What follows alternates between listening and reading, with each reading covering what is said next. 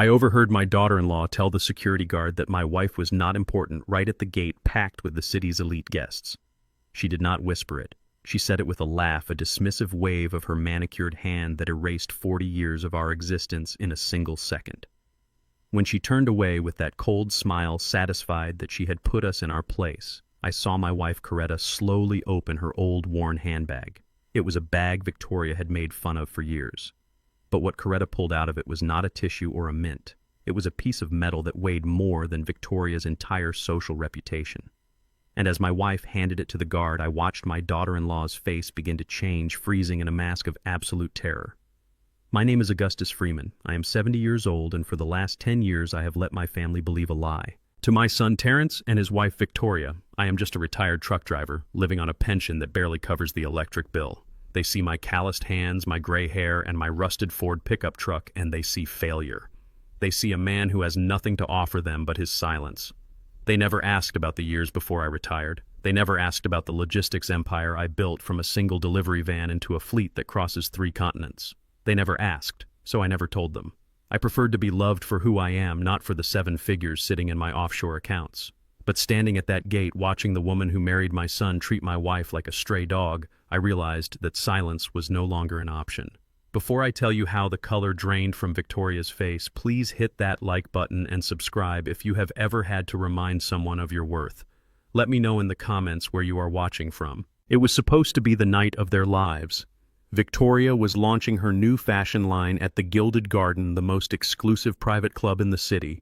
The invitation had come via text message from my son Terrence 3 days late with a note that read, "Try to dress nice, Dad. Mom, please wear something that does not look like it came from a thrift store." I did not tell him that the suit I was wearing was bespoke Italian wool tailored to look unassuming, or that Coretta's simple blue dress was silk hand-stitched by a designer in Paris who does not put labels on her work. To them, if it did not have a giant golden logo, it was trash. We drove up to the main entrance in my Ford. It is a 2012 model, reliable, sturdy, and loud. It rumbled like a beast among the silent electric sedans and the purring Ferraris lining the driveway. I could feel the eyes of the valet parking attendants on us. They were young men in red vests trained to spot money from a mile away. When they looked at my truck, they did not see money. They saw a nuisance.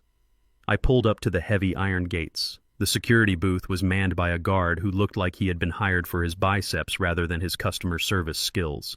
He stepped out of the booth, his hand resting on his belt, his eyes hidden behind dark sunglasses even though the sun had already set. He did not wave us through. He held up a hand, palm out, stopping us cold. "State your business," he barked. He did not lean down to the window. He made me shout over the engine. I rolled down the window, keeping my hands on the wheel at 10 and 2.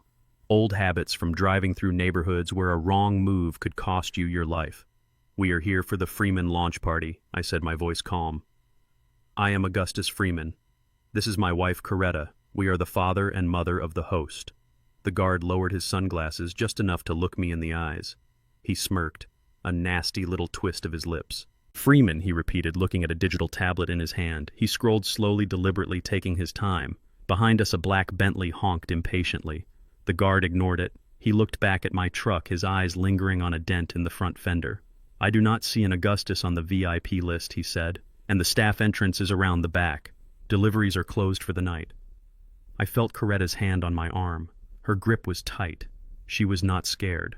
Coretta does not get scared. She was angry, but she squeezed my arm to tell me to wait, to let it play out. "I am not staff," I said, my voice dropping an octave. "I am Terrence Freeman's father. Call him." The guard let out a sigh that was meant to humiliate. He tapped his earpiece. "Yeah, I got an older couple here in a beat-up truck claiming to be related to the host." "Yeah. Okay. I will hold." We waited. The line of luxury cars behind us grew longer. Horns blared. Drivers in tuxedos leaned out of windows shouting at us to move our junk heap. I sat still. I watched the guard's face. I watched the way he tapped his foot, enjoying the power he held over the old man in the truck. Then the heavy oak doors of the club opened. Victoria stepped out. She looked like a diamond that had been cut too sharp. Her dress was silver and backless, shimmering under the floodlights. She walked with the confidence of a woman who believes she owns the ground she steps on. But I knew the truth. I knew that confidence was bought with credit cards maxed out in my son's name. I knew the dress was likely rented or bought with a loan I would eventually have to bail Terrence out of. She marched down the driveway, her heels clicking on the pavement like gunshots. She did not look at me. She looked at the guard. "What is the problem here?" she demanded. Her voice was high-tight with stress. "You are holding up the line. We have investors waiting to get in." The guard pointed a thumb at me. "This guy says he is your father-in-law, says he is on the list. I told him staff goes round back." Victoria finally turned her head. She looked at me through the open window. There was no warmth in her eyes, no recognition of the fact that 3 months ago I had paid her electric bill when Terrence said they were short. She looked at me, then at Coretta, and then she laughed. It was a cold socialite laugh, the kind that is meant to invite others to join in the mockery. "Oh, for heaven's sake," she said loud enough for the driver of the Bentley behind us to hear. "Augustus, really, you brought the truck. I told Terrence to send you an Uber." "We prefer to drive." "Victoria," Coretta said softly. Her voice was steady, dignified. Victoria rolled her eyes. She turned back to the guard, leaning in close, creating a conspiracy of two against the world. "Look," she said, waving her hand at us as if we were a bad smell. "They are technically family, yes. But they are not on the VIP list for a reason." She paused, and then she said the words that would seal her fate. "They are not important. Do not let them in the main door. It ruins the aesthetic. Just have them park in the service lot and they can come in through the kitchen. Make sure they stay in the back. I do not want them mingling with the investors." The guard grilled. He liked this. He liked being given permission to be cruel. "You heard the lady," he said, stepping closer to my truck. "Not important. Move it. Kitchen entrance. Around the back.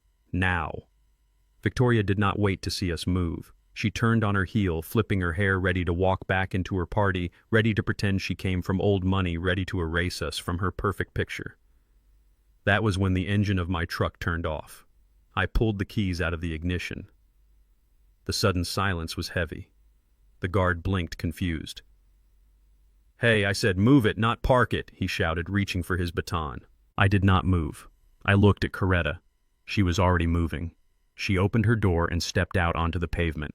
She stood up to her full height. She is a small woman, but in that moment she looked 10 feet tall. She smoothed her blue silk dress. She did not look at Victoria. She looked at the guard. Victoria stopped.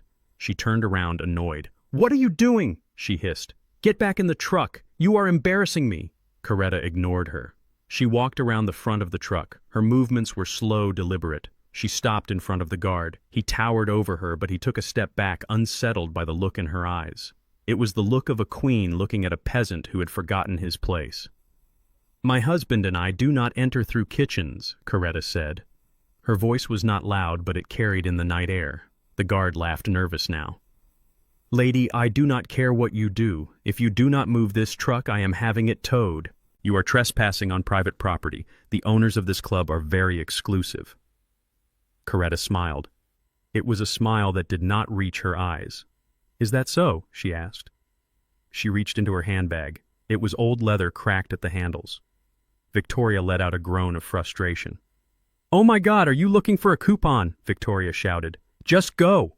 Coretta pulled out a small black card. It was not plastic. It was matte titanium. It had no numbers on the front, no bank logo, just a single small chip embedded in the center and a laser-etched signature in gold. She held it out to the guard. "Swipe it," she ordered. The guard frowned.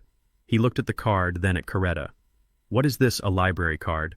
I am not swiping nothing. You need to leave." "Swipe it," Coretta repeated. The authority in her voice was absolute. It was the voice she used when she negotiated contracts with union leaders in the 80s.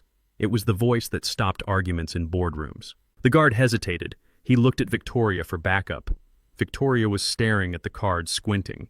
She had never seen anything like it. "Just swipe it so they leave," Victoria yelled. The guard snatched the card from Coretta's hand. He walked over to the panel on the wall of his booth. It was a high-tech scanner designed to read the credentials of the city's billionaires. He waved the card in front of the reader, rolling his eyes, expecting a red light and a rejection tone. He tapped the card against the sensor. For a second, nothing happened. The guard opened his mouth to laugh. Then the machine made a sound I had not heard in years. It was not a beep. It was a chime. A deep, resonant, harmonic chime that echoed through the entrance. The lights on the gate did not just turn green. They turned gold. A spinning golden light projected onto the pavement. The screen on the guard's booth lit up. It was bright enough that I could see the reflection in his sunglasses. It did not display a name. It did not display a membership number. It displayed 2 words in massive flashing letters. Owner access. The guard froze. His mouth hung open. The blood drained from his face so fast it looked like he might faint. He looked at the screen, then at the card in his hand, then at Coretta. His hand started to shake. The electronic lock on the massive iron gates disengaged with a loud, heavy clank that sounded like a gunshot. The gates began to swing open slowly, majestically. Victoria stood frozen in the middle of the driveway. She stared at the golden light spinning on the ground. She stared at the open gate.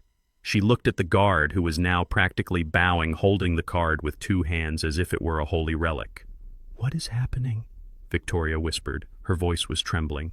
"Why is the gate opening?" The guard rushed out of the booth. He ran around to Coretta. He did not just hand the card back. He offered it to her head, bowed low. "I apologize, ma'am," he stammered. "I did not know. The system. I have never seen an owner key before. Please forgive me." Coretta took the card. She slipped it back into her cracked leather bag. She snapped the clasp shut. The sound was final. She looked at the guard. "You were doing your job," she said. "Badly. But you were doing it."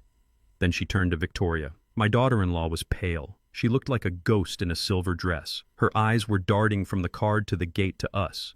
She could not process what she was seeing. The calculation in her brain was failing. Poor people do not have titanium cards. Poor people do not make gates open with gold lights. Poor people do not make security guards tremble. "Augustus," she choked out. What was that?" I stepped out of the truck. I buttoned my jacket. I walked over to my wife and offered her my arm. We walked past the guard, who was still bowing. We walked toward the open gates. As we passed Victoria, I stopped. I looked her up and down. I looked at the dress she bought with my money. I looked at the event she funded with my loans. "You said we were not important," I said. My voice was calm, but it was the calm of the eye of the storm. I leaned in close so only she could hear. "Important is a relative word, Victoria. You are about to find out exactly how relative it is." I gently guided Coretta forward. "Come, my dear," I said loud enough for the guests in the Bentley to hear. "Let us go see what our son has done with our property."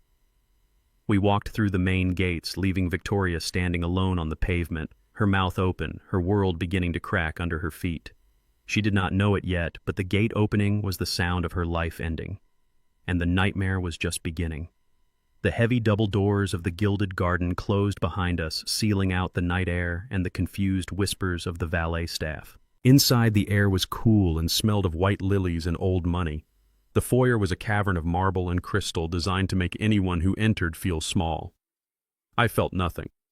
I had walked through these halls when they were nothing but blueprints on a dusty table in a warehouse down by the docks. Victoria was right on our heels. The click of her heels on the marble floor sounded like the ticking of a bomb. She breezed past us, breathless and frantic, her face flushed with a mixture of rage and panic. She was not looking at us, she was looking at her guests. A group of potential investors stood near the entrance, holding champagne flutes, their eyes wide with curiosity. They had seen the golden light at the gate. They had seen the truck. They were waiting for an explanation. Victoria did not hesitate. She put on a smile that was bright and brittle as glass. "Oh, please excuse the interruption, everyone," she announced, her voice trilling with fake laughter. "It is just a little mix-up with the service entrance." She gestured toward me and Coretta with a hand that trembled ever so slightly. "These are Terrence's old nannies," she lied. "They have been with the family since he was a baby. We treat them like charity cases, really. Sometimes they get confused about which door to use. You know how it is with the elderly when the mind starts to slip." The investors nodded slowly, their interest fading as they accepted the lie. Servants. She had called us servants. She had reduced my wife, the woman who managed the books for a multi-million-dollar logistics company, to a charity case with dementia. I looked at my son. Terrence stood next to his wife, his tuxedo impeccable, his spine non-existent. He heard her. He heard her call his mother a confused servant. He looked at me for a split second, and then he looked at the floor. He took a sip of his drink and said nothing. He let the lie stand. He let his wife erase his heritage to save face in front of a few strangers with checkbooks. I felt Coretta stiffen beside me. I placed my hand over hers. "Not yet," I signaled with a squeeze. "Not yet." We allowed Victoria to herd us away from the VIP section.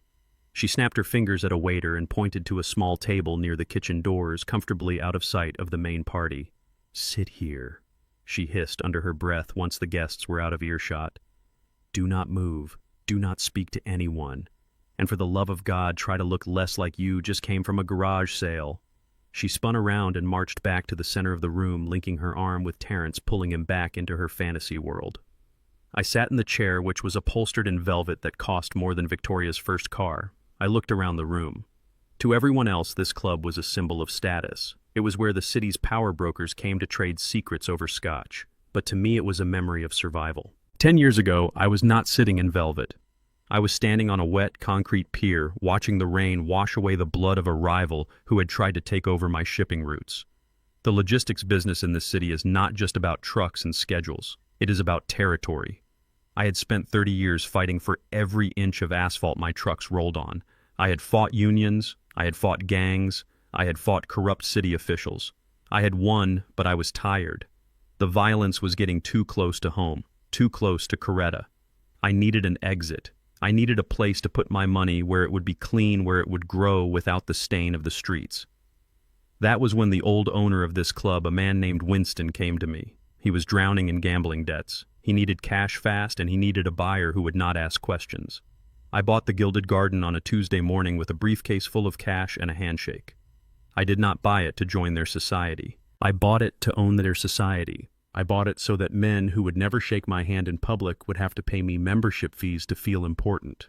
I kept my name off the door. I used a shell company. I stayed in the shadows because power is safer in the dark. I washed my hands of the port, and I became a silent landlord to the elite. And now my son was standing in the middle of my building using my money to fund a party for a wife who despised me, unaware that the very floor he stood on belonged to the father he was ashamed of. The irony was bitter, but tonight it would be sweet. A shadow fell over our table. I looked up. It was the general manager, Mr. Rossi. He was a man of impeccable discretion. He had run this club for me for a decade. He knew my face better than he knew his own wife's. He looked at the table near the kitchen. He looked at the cheap water glasses the waiter had set down. His face was a mask of professional horror. "Mr. Freeman, Mr." Rossi whispered, leaning down so only I could hear. "This is unacceptable. Shall I have the security team remove her?" He meant Victoria. He was ready to throw the host of the party out of her own launch. I shook my head slightly. "No, Mr. Rossi," I said, my voice low. "Let her have her night, but we will make some adjustments to the service." I looked at the center table where Victoria and Terrence were holding court. They were laughing loudly, trying to attract the attention of a venture capitalist named Sterling. "Bring them the house wine," I ordered. "The one we reserve for the tourists who do not know any better. The vinegar." Mr. Rossi raised an eyebrow. "And for us," I continued, "bring me the 1982 Petrus, the bottle I put in the vault the day I bought this place." Mr. Rossi smiled. It was a genuine smile. "At once, sir." 10 minutes later, the service began. I watched with the patience of a predator. A waiter approached Victoria's table carrying a bottle of red wine. It had no vintage year on the label. He poured a glass for Victoria and one for the investor Sterling. Victoria took a sip, expecting the nectar of the gods. I saw her face contort, her lips pursed. She tried to hide it, but the wine was acidic, sharp, and cheap. Sterling took a sip and set his glass down, immediately pushing it away with a grimace. At our table in the shadows, Mr. Rossi himself arrived. He carried a bottle covered in the dust of history.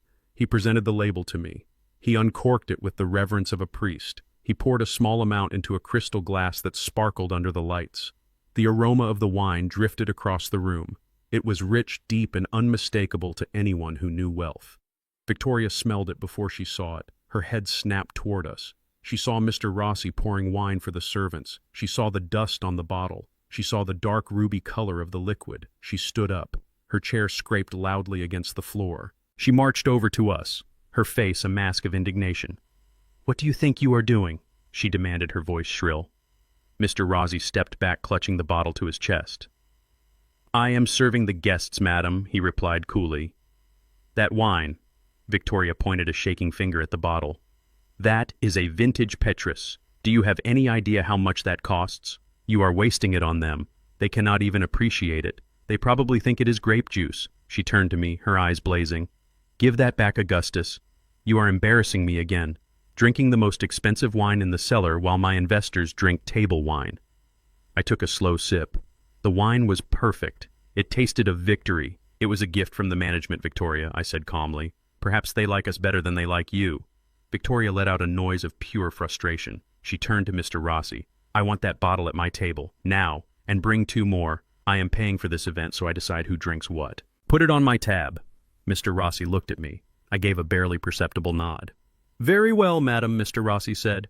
"But for a vintage of this caliber, we require immediate payment. We cannot put it on a tab." Victoria scoffed. She grabbed her purse from a nearby chair. She pulled out a platinum credit card. It was the card Terrence had opened in his name, the one backed by the funds I had secretly transferred to his account to cover his debts last month. "Fine," she snapped. "Swipe it. Bring 3 bottles." She thrust the card at Mr. Rossi. He took a handheld card reader from his pocket. He inserted the card. The room went quiet. The investors were watching. Terrence was watching. I watched the little machine. I knew exactly what it would say. 5 minutes ago, while I sat in the car, I had sent a text message to my banker. I had instructed him to freeze the auxiliary account I had set up for Terrence. The well was dry. The machine beeped. A harsh, dissonant sound. "Declined, Mr. Rossi said loudly. Victoria froze. "Try it again," she hissed. "It is a platinum card. It has a $50,000 limit." Mr. Rossi tried it again. "Beep," declined. Victoria's face turned the color of the cheap wine she had just drank. She looked at the investor Sterling, who was checking his watch. She looked at Terrence, who was patting his pockets, searching for a wallet that contained nothing but empty promises. "There must be a mistake," Victoria stammered. "The chip is faulty. It says insufficient funds." "Madam," Mr. Rossi said, his voice projecting to the back of the room. "Perhaps you would prefer the house wine. It is on the house for charity cases." He used her own words against her. The insult landed like a physical blow.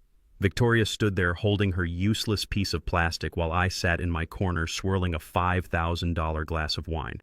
She looked at me, and for the first time I saw fear in her eyes. She did not understand how the universe was aligning against her. She did not know that the universe was sitting 5 feet away wearing a suit she thought was cheap. She retreated to her table, humiliated, her head low. The party continued, but the air had changed. The smell of desperation was starting to overpower the lilies. And I was just getting started. The night was young, and I had many more lessons to teach. The morning after the party at the Gilded Garden, I woke up with a bitter taste in my mouth. It was not from the wine. It was from the realization that my victory over Victoria was only the beginning of a war I never wanted to fight. I sat at my kitchen table drinking black coffee and looking at the business card my son Terrence had given me 3 years ago. It said Vice President of Regional Sales at Apex Tech. It was printed on thick cardstock with raised lettering. It looked impressive. It looked like success. But after last night, after seeing my son stand by while his wife humiliated his mother, I began to wonder how much of his life was real and how much was just another layer of paint on a rotting fence. I decided to pay him a visit. I did not call ahead. I wanted to see the man he was when he thought no one was watching. I drove my truck to the downtown district where the glass skyscrapers touched the clouds. I walked into the lobby of the Apex Tech building. It was a cathedral of commerce filled with people rushing toward elevators holding cups of expensive coffee. I approached the security desk. I told the guard I was there to see Terrence Freeman. I expected him to call up to the 30th floor. I expected him to hand me a visitor badge. Instead, the guard frowned at his monitor. He typed the name again. He shook his head. "Sir, we do not have a Terrence Freeman in our directory. Apex Tech occupies floors 20 through 40, but their personnel list does not show that name." I felt a cold knot form in my stomach. I insisted. I showed him the card. The guard looked at it, and then he pointed to a small sign near the elevators. "That address is for the CO working space on the 5th floor. It is a virtual office service. They rent mailboxes and desks by the hour. You might want to try there." I took the elevator to the 5th floor. The doors opened into a room that smelled of stale coffee and desperation. It was not a corporate headquarters. It was a holding pen for dreamers and liars. There were rows of empty desks and a few people typing furiously on laptops trying to look busy. I walked down the rows. And then I saw him. Terrence was sitting in a corner cubicle. He was not on a conference call. He was not reviewing spreadsheets. He was playing a video game on his phone. His suit jacket was draped over the chair. It looked tired. He looked tired. The vice president of nothing. I stood behind him for a full minute before he noticed my reflection in his dark computer screen. He jumped. He spun around and the phone fell from his hand, clattering onto the cheap carpet. "Dad." The word came out as a gasp. He scrambled to stand up, trying to block my view of the empty desk, trying to assemble the fragments of his lie before I could see them. But it was too late. I looked around the room. I looked at the rental agreement taped to the wall. "Pack your things, Terrence," I said. "We are going for a walk." He did not argue. He grabbed his jacket and followed me out like a child called to the principal's office. We went to a park bench across the street. The city noise was loud, but the silence between us was louder. "How long?" I asked. He looked at his hands. He could not look me in the eye. 6 months, he whispered. "They let me go 6 months ago. Restructuring. 6 months." For half a year, he had been waking up, putting on a suit, kissing his wife goodbye, and coming to sit in a rented chair to play games on his phone. "And Victoria?" I asked. "Does she know?" He flinched. "No. God, no. Dad, she cannot know. If she knew I was unemployed, she would leave me. You know how she is. She needs security. She needs the lifestyle." I looked at my son and I felt a wave of nausea. He was not a partner in a marriage. He was a hostage. "So how are you paying for it?" I asked. "The launch party, the dresses, the car. If you have no salary, where is the money coming from?" Terrence began to shake. He was a grown man of 38 years, but in that moment he looked like a terrified boy. He reached into his pocket and pulled out a stack of papers. They were crumpled and stained with sweat. He handed them to me. I unfolded them. They were not bank statements. They were loan agreements. But not from a bank. These were street loans, high interest, short term. The kind of loans that come with a threat of violence if you miss a payment. I saw the names on the paper. I knew these people. I had spent 40 years keeping my business away from people like this. "You borrowed $50,000 from Rocco Scarpetta," I said, my voice low and dangerous. "Terrence, do you have any idea who that man is? He does not send debt collectors. He sends men with baseball bats." "I had to." Dad, Terrence sobbed. He covered his face with his hands. "Victoria wanted the party. She said it was her big break. She said if I did not support her dreams, I was holding her back. She threatened to take the baby if we ever have one. She said she would leave and take everything. I was desperate. I thought I could pay it back once her fashion line took off." I looked at the numbers. $50,000. Plus interest. It was enough to break him. It was enough to get him killed. He grabbed my arm. His grip was weak and clammy. "Dad, please. You have money. I saw the card last night. I saw the gate open. You have millions. You have to help me. If I do not pay Rocco by Friday," he said he would come to the house. He said he would hurt Victoria. I looked at the city skyline. I had built an empire to protect my family, and now my family was using that protection to destroy themselves. I could pay the debt. It was a drop in the ocean for me. But if I paid it without teaching him a lesson, I would just be financing his next mistake. "I will pay it," I said.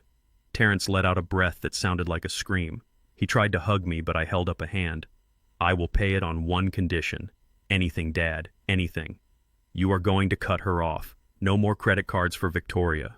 No more parties. No more lies.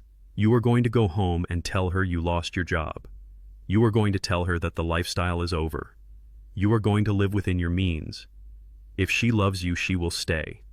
If she leaves, then she never loved you and you are better off." Terrence nodded frantically. His eyes were wide with relief. "I will, Dad. I promise. I will tell her tonight. Just please pay the debt. I cannot let them hurt her."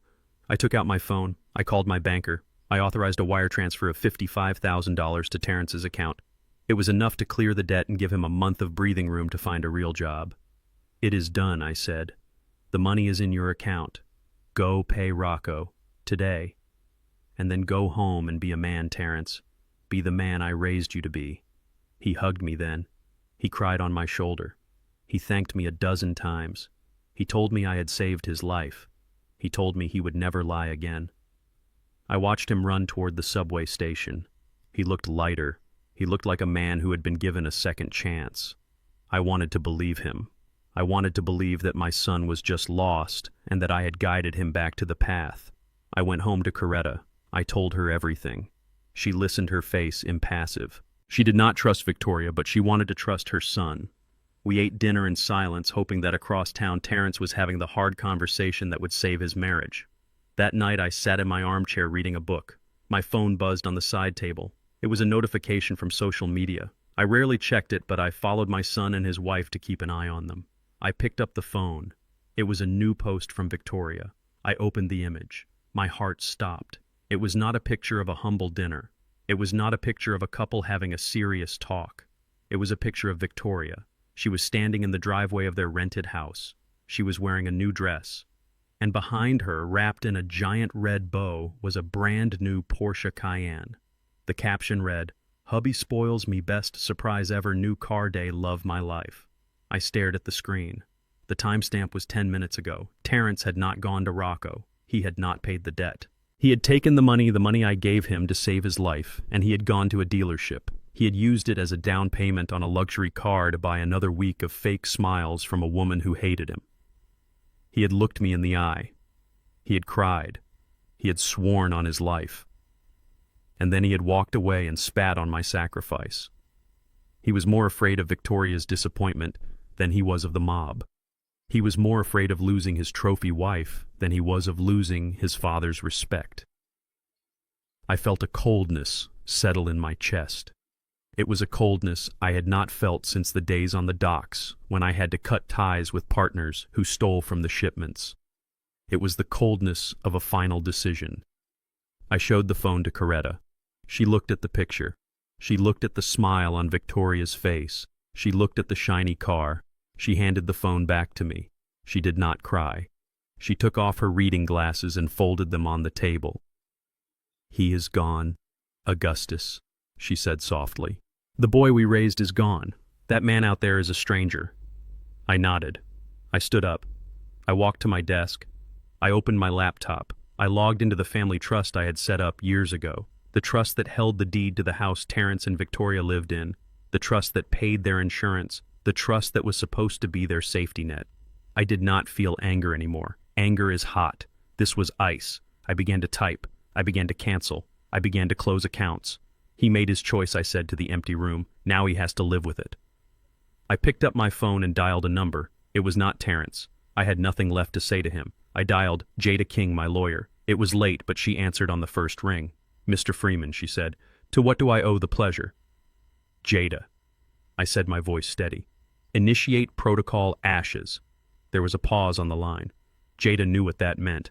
We had drafted it 5 years ago as a worst-case scenario. It was the nuclear option. It meant total severance. It meant the complete withdrawal of all assets and support. "Are you sure, Augustus?" she asked. "Once we start this, there is no going back. He will lose everything. The house, the car, the credit. He will be on the street." I looked at the picture of the Porsche one last time. I looked at the son who chose a car over his own father's trust. "I am sure," I said. "Burn it down, Jada. Burn it all down." I hung up.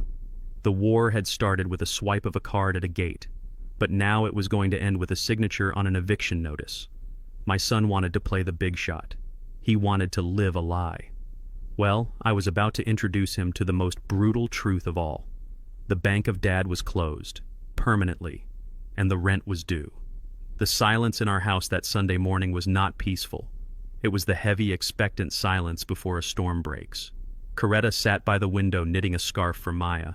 I sat at my desk watching the notifications roll in on my secure banking app. Protocol Ashes was live. It was not a sudden explosion. It was a systematic suffocation. First, the joint credit card Terrence used for groceries and gas went dark. Then, the secret slush fund I had topped up monthly for emergencies vanished. Finally, the auto-pay on their utility bills, which had been linked to my account for 5 years, was canceled. Across town, I knew exactly what was happening. It started with a declined transaction at a coffee shop, then a rejected payment for the cable bill, and then the realization would hit them like a freight train. My phone rang at noon. It was not Terrence, it was Victoria. I let it go to voicemail. She called again and again, 7 times in 10 minutes. Then came the text message. It was a picture. It was a photo of their living room, or what was left of it. The flat-screen TV was shattered on the floor. A vase was smashed against the wall. The caption read, "Look what you made me do. You think you can control us. You think you can starve us out. You will pay for this, Augustus." I showed the message to Coretta. She stared at the broken glass in the photo. "She is dangerous, Augustus," she said quietly. "She is losing control." I nodded. "A cornered animal bites," I said. "But we are not backing down. Not after the Porsche. Not after the lies." An hour later, my phone rang again. This time it was a video call. The caller ID said Maya's iPad. My heart leaped. Maya, my 8-year-old granddaughter, the only innocent soul in this entire mess. I had not seen her since the party. I missed her laugh. I missed the way she would run to me when I picked her up from school. I answered the call immediately. "Maya, sweetie," I said, my voice softening. "How are you?" The screen lit up. But it was not Maya's smiling face I saw. It was Maya sitting on a chair looking scared. And standing behind her, looming like a shadow, was Victoria. Victoria was not screaming. She was smiling. It was a tight, terrifying smile. "Say hello to Grandpa, Maya," Victoria said. Her voice was syrupy sweet, but her hand was gripping Maya's shoulder hard enough to turn her knuckles white. "Hi, Grandpa," Maya whispered. She looked at her mother, then back at the screen. I leaned closer to the phone. "Maya, are you okay, honey? Where is your daddy?" Victoria squeezed Maya's shoulder. "Tell him what we talked about," sweetie Victoria prompted. "Tell Grandpa what he is." Maya's lip trembled. Tears welled up in her big brown eyes. She shook her head. "I do not want to say it, Mommy," she whimpered. "Say it," Victoria hissed. "Or no tablet for a month, and no seeing Daddy until he fixes this." Maya looked at me. A single tear rolled down her cheek. You are a dirty poor man," she recited, her voice barely audible. "You are not important, and we do not want to see you anymore." The words hit me harder than any physical blow. My granddaughter. My Maya. The girl I taught to ride a bike. The girl I read stories to every night when Terrence was working late. She was being used as a weapon. She was being taught to hate me, to despise me based on a lie. I felt a pain in my chest so sharp I thought I was having a heart attack. Coretta gasped beside me, covering her mouth with her hand. "Maya, listen to me," I said, my voice shaking. "That is not true. Grandpa loves you. Grandma loves you. We are not—" Victoria snatched the iPad away. Her face filled the screen, distorted and ugly with rage. "Did you hear that, Augustus?" she spat. "She hates you. She knows what you are. A stingy old man who wants to ruin her future. You want to cut us off, fine. Then you are cut off too. You will never see her again. You will never speak to her again. Unless—" She paused, letting the threat hang in the air. "Unless what, Victoria?" I asked, my voice cold as ice. "Unless you sign over the house," she said. "The deed to your little shack. I know it is worth more than it looks. The land value in that neighborhood has skyrocketed. Transfer the title to me, and maybe, just maybe, I will let Maya come visit. Otherwise, she grows up thinking her grandfather is a monster who abandoned her." She did not wait for an answer. She ended the call. The screen went black. I sat there staring at my reflection in the dark glass. I felt sick. I felt a rage so pure, so hot, it burned away the sadness. She had crossed the final line. Money was one thing, disrespect was another. But weaponizing a child using my granddaughter's innocence to extort me, that was an act of war. Coretta stood up. She walked to the kitchen and poured a glass of water. Her hands were shaking, but her eyes were dry. "She wants the house," she said. "She thinks it is just an old house on a big lot. She has no idea." I looked at Coretta. She was right. Victoria had done her homework, but she had used the wrong cheat sheet. She knew the neighborhood was gentrifying. She knew developers were buying up properties. She estimated our 5 acres were worth maybe $1 million. What she did not know, what even Terrence did not know, was that the land our house sat on was zoned for high-density commercial use. I had fought the city council for 10 years to get that zoning change. And last week I had received an appraisal from a developer who wanted to build a luxury hotel complex. The offer was $15 million. Victoria was trying to blackmail me for $1 million, unaware she was sitting on a $15 million gold mine. And she was willing to destroy her own daughter's heart to get it. She will never get it, I vowed.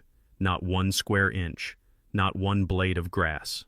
The next morning, a courier arrived at our door. He handed me a thick envelope. It was not a letter of apology. It was not a picture drawn by Maya. It was a legal summons. I opened it on the porch.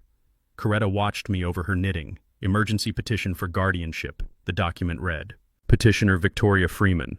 Reason for petition: severe cognitive decline and inability to manage financial affairs. I read the attached affidavit. It was a work of fiction so elaborate it was almost impressive. It claimed I had been found wandering the streets confused. It claimed I was spending money irrationally, giving it away to strangers.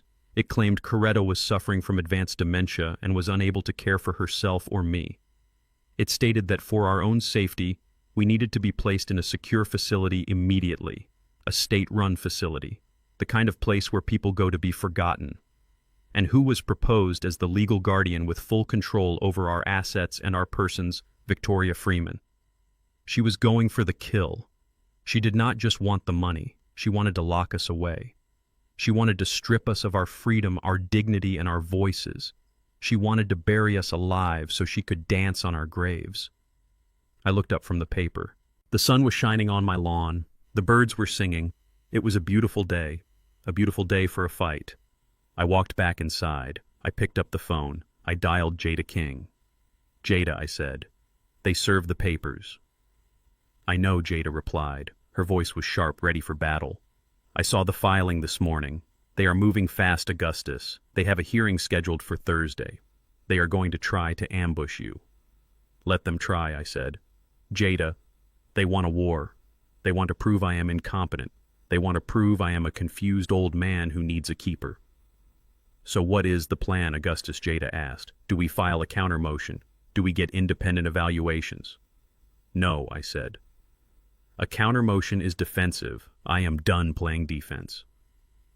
I looked at the picture of Maya on the mantelpiece, the picture Victoria had tried to taint.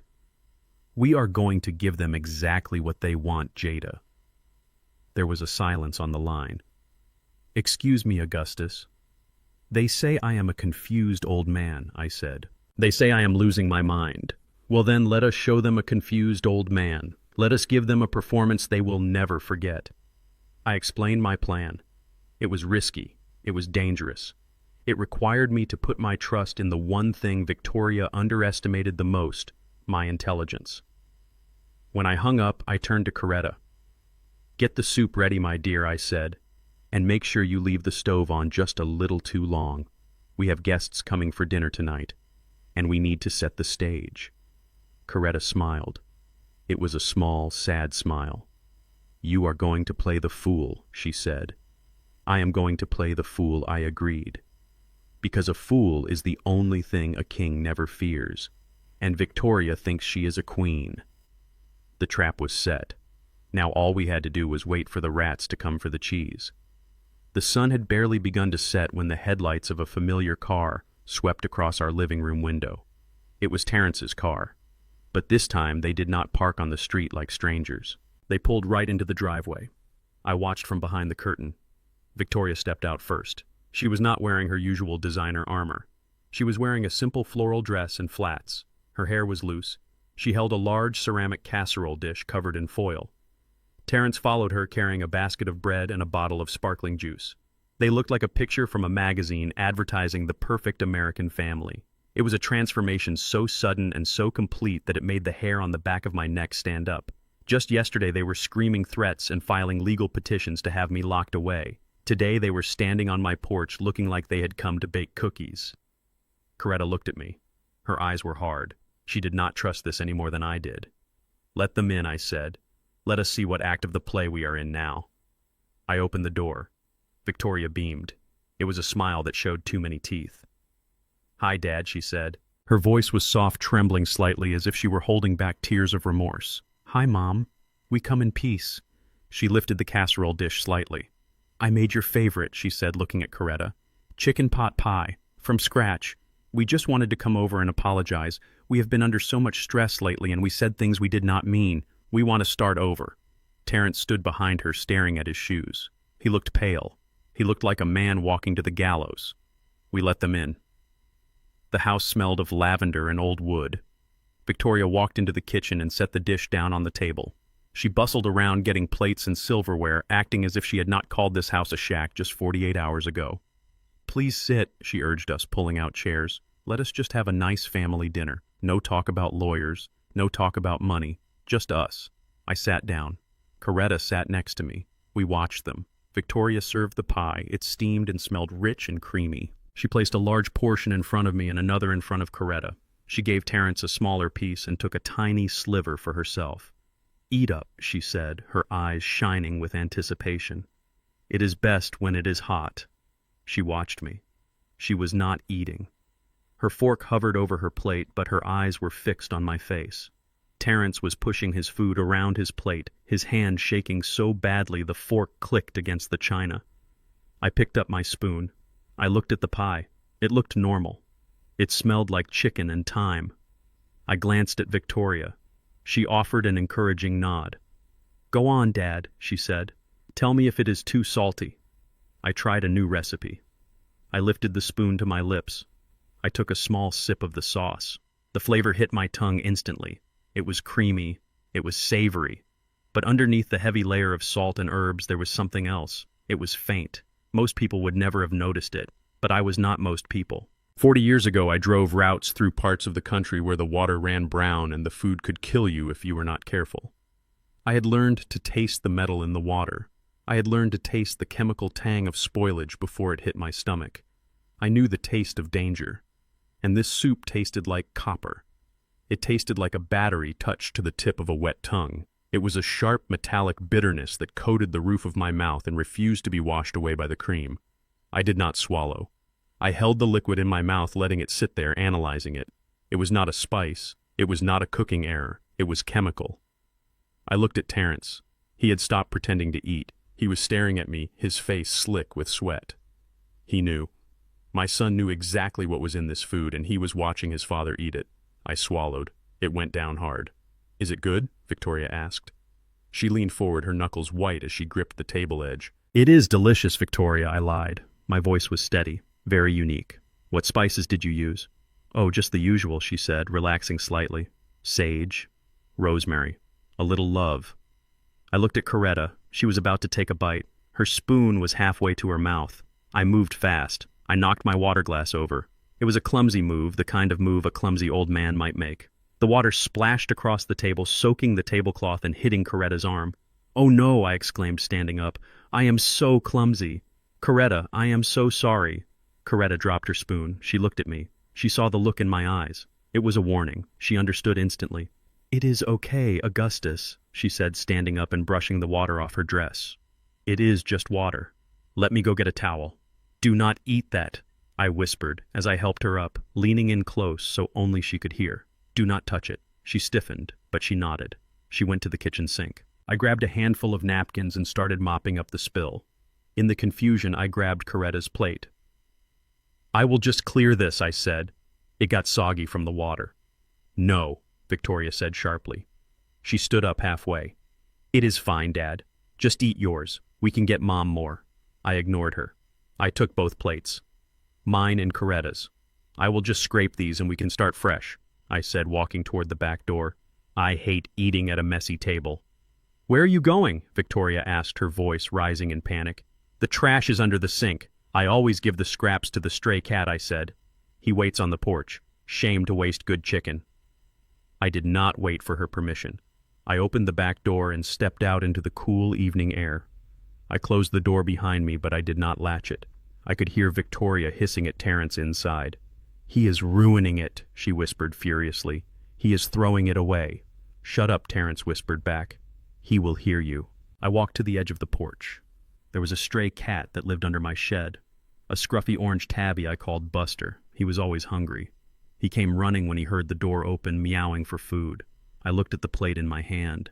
The creamy sauce glistened in the porch light. It looked so innocent. I felt a wave of nausea that had nothing to do with the food. I did not want to do this. I did not want to know the truth. Because if I was right, if my instincts were correct, then the people sitting in my dining room were not just greedy, they were monsters. I scraped a small amount of the filling onto the wooden floorboards. Just a spoonful. "Here, boy," I whispered. "I am sorry." Buster pounced on the food. He ate it greedily, licking the wood clean. I waited. Inside the house, I could hear the murmur of voices. They were waiting for me to come back. They were waiting for the drugs to kick in. They were waiting for the show to start. I watched the cat. For a minute, nothing happened. He sat back and licked his paws, cleaning his face. Then he stopped. His ears twitched. He shook his head violently as if he had water in his ears. He let out a low growl. Then his legs gave out. He collapsed onto his side. His body went rigid. His legs began to paddle the air in a rhythmic, jerky motion. His eyes were wide open, pupils dilated until they were black holes. He was having a seizure. He foamed at the mouth, a white froth bubbling on his lips. I watched in horror. This was not a sleeping pill. This was not a mild sedative to make me drowsy. This was a powerful neurotoxin or a heavy dose of antipsychotics meant to scramble the brain signals. If Coretta and I had eaten those full plates, we would not just be sleepy. We would be hallucinating. We would be losing motor control. We would be drooling and twitching exactly like the animals they claimed we were. And then they would have called the ambulance. They would have called the doctors. "Look," they would have said. "Look at them. They are having an episode. They are losing their minds. They cannot take care of themselves." It was the perfect trap. The medical evidence they needed to win the guardianship case. They were not waiting for us to get sick naturally. They were making us sick. I knelt down beside the cat. The seizure was stopping. Buster lay panting on the wood, his sides heaving. He was alive, but he was terrified. He tried to stand and fell over again, his balance gone. I felt a cold rage settle over me. It was heavier than the rage I felt at the gate. This was not about disrespect. This was about survival. I took a small plastic bag from my pocket, the one I used to carry dog treats when I walked the neighbor's dog. I scraped the rest of the pie from the plate into the bag. I sealed it tight. This was my evidence. This was the weapon that would send them to prison. I stood up. I wiped my face. I had to go back in there. I had to face them. And I had to give the performance of a lifetime. They wanted a confused old man. They wanted a victim. I opened the door and stepped back into the kitchen. I let my hands shake as I put the empty plates in the sink. I let my eyes lose focus. I let my mouth hang open just a little. I walked back to the dining room. Victoria was watching me like a hawk. Terrence was staring at his water glass. "Did the cat like it?" Victoria asked. I blinked slowly. I looked at her as if I did not recognize her for a second. "Cat," I mumbled. "What cat?" I thought I was feeding the chickens." Victoria's eyes lit up. She looked at Terrence. She smiled. A cruel, victorious smile. "It is starting," she mouthed to him. I sat down heavily in my chair. I rubbed my temples. "I feel funny," I said. "Dizzy. Everything is spinning." I reached out and grabbed Coretta's hand. I squeezed it 3 times. The signal. Play along. Coretta looked at me. She saw the fire deep in my eyes behind the act. She slumped in her chair. "Me too, Augustus," she whispered. "I feel so tired." Victoria stood up. She pulled her phone out of her pocket. She started recording. "Oh no," she said, her voice dripping with fake concern for the camera. "Terrence, look at them. They are having another episode. Dad, are you okay? Do you know where you are?" I looked at the camera lens. I let my head roll back. "Who are you?" I slurred. Where is my truck?" "I have to make a delivery." "Perfect," Victoria whispered. She had her evidence, or so she thought. She did not know that in my pocket I had the real evidence, and she did not know that the man she was filming was not losing his mind. He was sharpening his blade. The doctor's trap had snapped shut, but they had caught a tiger, not a mouse, and now the tiger was in the room with them, waiting, just waiting for the right moment to bite. The performance began not with a shout, but with a stumble. I let my legs go heavy. I allowed my shoulders to slump forward as if the weight of gravity had suddenly doubled. I looked across the dining room table at my son. Terrence was wiping sweat from his forehead, his eyes darting between me and the empty plate where the poisoned pie had been. He looked terrified. He looked guilty, but I needed him to look convinced. I stood up slowly, gripping the edge of the table until my knuckles turned white. I let my jaw go slack. I unfocused my eyes, staring past Terrence at the wall behind him. "Marcus," I whispered. My voice was raspy. "Marcus, is that you?" Terrence froze. Marcus was his uncle, my younger brother, who had died in a warehouse accident 30 years ago. It was a name we rarely spoke. A ghost from a time of poverty and struggle. "Dad," Terrence said, his voice trembling. "It is me. Terrence, your son." I shook my head violently. I slammed my hand on the table, making the silverware jump. "Do not lie to me, Marcus," I shouted, letting a line of saliva drool from the corner of my lip. "You promised to help me load the truck. The shipment is late. The union boss is going to kill us. Where have you been?" I took a step toward him, dragging my left leg as if I had lost control of my motor functions. It was a detail I remembered from a stroke victim I had visited in the hospital years ago. The horror on Terrence's face was genuine. He stood up, knocking his chair back. "Victoria, look at him," Terrence stammered. "He thinks I am Uncle Marcus. He is hallucinating." Victoria did not look horrified. She looked delighted. She sat back in her chair, watching me with the cold, clinical interest of a scientist observing a lab rat. "It is happening," she said softly. "The toxins are hitting the frontal lobe. Confusion, memory regression. It is perfect. Keep him talking, Terrence. We need more." I decided to give her more. I spun around, appearing lost in my own dining room. I looked at the potted plant in the corner near the hallway. I began to unbuckle my belt. My hands fumbled with the clasp, shaking intentionally. "I have to go," I muttered loud enough for them to hear. "The bathroom. Who moved the bathroom?" "Dad, no," Terrence yelled, rushing toward me. "That is a plant. The bathroom is down the hall." I ignored him. I let my pants drop slightly. I was not actually going to relieve myself in front of my wife, but I needed to sell the indignity of the moment. I needed them to believe that Augustus Freeman, the man who prided himself on his impeccable appearance, had lost all sense of shame. Terrence grabbed my arms, trying to pull me away. I fought him. I swung my arms wildly, hitting him in the chest. "Get off me," I roared. "You are trying to steal my cargo. I know you are." I pushed him away and collapsed onto the floor, curling into a fetal position. I began to weep. Not soft crying, but loud, confused sobbing. "I want to go home," I wailed. "Please, I just want to go home." Terrence stood over me, breathing hard. He looked at Victoria. "He has lost it completely," Terrence said. "We have to call an ambulance." "No," Victoria said sharply. She stood up and walked over to where I lay.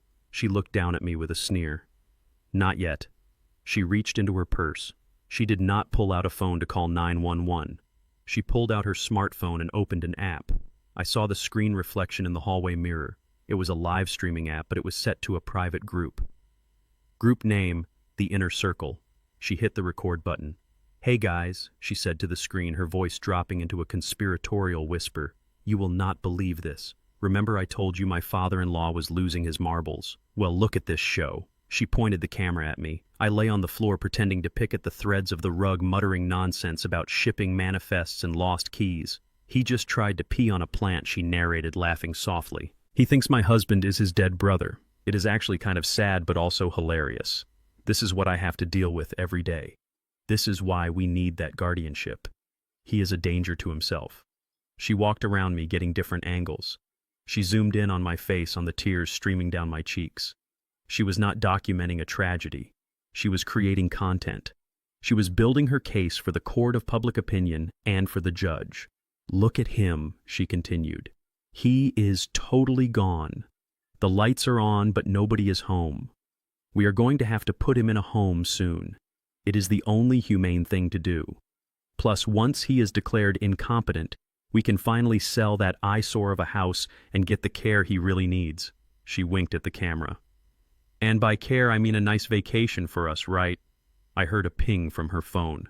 Someone had commented. She laughed. "I know, right, Stacy? It is like living in a nursing home already. Ugh, the smell of old people is the worst." I lay there listening to her mock the man who had paid her debts, the man who had welcomed her into his family. Every word was a log on the fire of my resolve. She thought she was filming my downfall. She did not know she was filming her own confession. I memorized every word she said. I memorized the glee in her voice. But the most important part of the plan was not my performance. It was what was happening behind her back. Coretta was sitting at the table. She had her head in her hands, pretending to be overwhelmed with grief and confusion. She was rocking back and forth, moaning softly. "Oh, Augustus," she wailed. "What is happening?" Victoria ignored her. She was too focused on her star subject on the floor. Victoria walked over to the kitchen island. She set her phone down on the wireless charging pad, propping it up against a fruit bowl so it could continue to film the room while she grabbed a glass of water. "I am parched," she said to the camera. Being a caregiver is such hard work. She turned her back to the phone to fill a glass from the tap. That was the moment. Coretta stopped rocking. Her head snapped up. The grief vanished from her face, replaced by the sharp, calculating look of the woman who had audited books for Fortune 500 companies. She reached into her sleeve. She pulled out a small black device. It was not a bug from a spy movie. It was a high-tech data extractor tool used by forensic accountants. We had bought it online 3 days ago when we realized how deep the rot went. Coretta moved with the speed of a striking cobra. She leaned across the table. She did not touch the phone. She did not need to. She slid the small device under the charging pad. It was a wireless interceptor. It was designed to clone the signal of any device charging on the pad and mirror its data stream to a secure server. It needed 10 seconds to establish the handshake. I saw Coretta's eyes lock onto mine. She gave a microscopic nod. I needed to buy her 10 seconds. I let out a scream, a blood-curdling shriek of terror. "The rats!" I yelled, pointing at the ceiling. "The rats are eating the money! Stop them!" Victoria spun around, water sloshing from her glass. "What the hell?" she snapped. She looked at me. She did not look at the phone. 1 second. 2 seconds. I thrashed on the floor, kicking the leg of the table. "Get them off me!" I screamed. 3 seconds. 4 seconds. Terrence tried to hold me down. "Dad, stop it!" "There are no rats!" he yelled. 5 seconds. 6 seconds. I grabbed Terrence's lapels and pulled him down. "They are in the walls, Terrence," I whispered frantically. "They are eating the inheritance." 7 seconds. 8 seconds. Victoria rolled her eyes. "He is totally insane," she said, turning back to the sink to dump her water. 9 seconds. 10 seconds. The small light on the device under the charger turned from red to green. It was done. Every text message, every call log, every GPS location, and every deleted email on Victoria's phone was now being copied to a cloud server that Jada King could access. Coretta sat back. She put her head in her hands again and resumed her wailing. "Augustus, please stop," she cried. Victoria picked up her phone. She checked the screen. She did not notice the slight lag as the background transfer began. She smiled at the camera one last time. "All right, guys, I have to go deal with this mess," she said. "Wish me luck. We are calling the doctor in the morning. This nightmare is almost over." She ended the stream. She did not know how right she was. The nightmare was almost over. But she was the one who was going to wake up screaming. I lay back on the rug, panting, letting my eyes close. I felt the hard floor against my back. I felt the shame of the act I had just performed. But beneath the shame, I felt a cold, hard triumph. We were inside. We had eyes on her secrets. And tomorrow we would listen to everything she thought she had buried. The play was over. The trap was sprung. And now the hunter became the hunted. The laptop screen glowed in the darkness of our kitchen, the only light in a house that felt like it was holding its breath. Coretta sat beside me, her hands clasped tightly in her lap, her eyes fixed on the digital waveform moving across the monitor. The audio feed from Victoria's phone was crystal clear, transmitted by the device Coretta had planted under the charger. It was 11 at night. Terrence was asleep in the guest room, exhausted from the stress of his own lies. But Victoria was awake. She was in the master bedroom, pacing back and forth. The sound of her footsteps was audible through the microphone. Thump, thump, thump, like a heartbeat speeding up. She dialed a number. It was not a local number. It was a private line, encrypted, meant to be untraceable. But she was making the call from a compromised device. The phone rang once, twice. Then a man answered. It was not Terrence. It was a voice I had not heard in 30 years, but I would recognize it in the depths of hell. "Hello, beautiful," the man said. "Is it done?" Did the old man crack? Victoria let out a breath that sounded like a shudder. "It is done, Sterling," she whispered. "The show was perfect. He is completely gone. He was pissing on the floor, screaming about rats. It was pathetic. We have it all on video. The doctor will sign the papers tomorrow morning. We will have power of attorney by Friday. Sterling laughed. It was a dry, scratching sound like sandpaper on bone. Good girl, he said. You did well. I told you they were weak. I told you they would break. I froze. My hand hovered over the pause button. The name echoed in my ears. Sterling. It was not just a random investor from the party. It was not just a rich man looking for a deal. It was Arthur Sterling. The man I destroyed 3 decades ago. The man who swore he would burn my world to ash. The realization hit me harder than the fall from any cliff. This was not just about a greedy daughter-in-law wanting a house. This was a long game, a revenge plot, 30 years in the making, executed with the patience of a spider spinning a web. To understand why the name Sterling made my blood turn to ice, you have to understand the port of Newark. In the 90s, it was a war zone, not with guns, but with contracts, unions, and territory. I was a young man then, hungry and ambitious, trying to break into a logistics industry that was dominated by old white money. They did not want a black man running routes. They did not want me bidding on city contracts. But I did not care. I worked harder. I drove longer, and I was smarter. Arthur Sterling was the king of the port back then. He owned the warehouses, the cranes, and half the city council. He came from money that dated back to the cotton fields, and he looked at me like I was something he should scrape off his shoe. The conflict started over the West Side Terminal. It was a derelict piece of land, a strategic choke point for all cargo coming from the southern docks. Sterling wanted it to build a luxury marina, a playground for his rich friends. I wanted it to build a distribution center that would employ 500 men from my neighborhood. The city put it up for auction. Sterling thought he had it in the bag. He bribed the officials. He intimidated the other bidders. He laughed when I walked into the auction room wearing my work boots. But he did not know I had spent 3 years gathering evidence of his bribes. He did not know I had the FBI sitting in the back row. When the bidding started, Sterling bid low, thinking he was the only player. I bid high. He bid higher. I matched him. Then I signaled the agents. They arrested him right there on the floor for racketeering and fraud. The city canceled his bids. I won the terminal legally, fair and square. Sterling lost everything. His company was liquidated to pay fines. He spent 5 years in federal prison. The day he was sentenced, he looked at me across the courtroom. He did not scream. He did not shout. He just mouthed 3 words. I will return.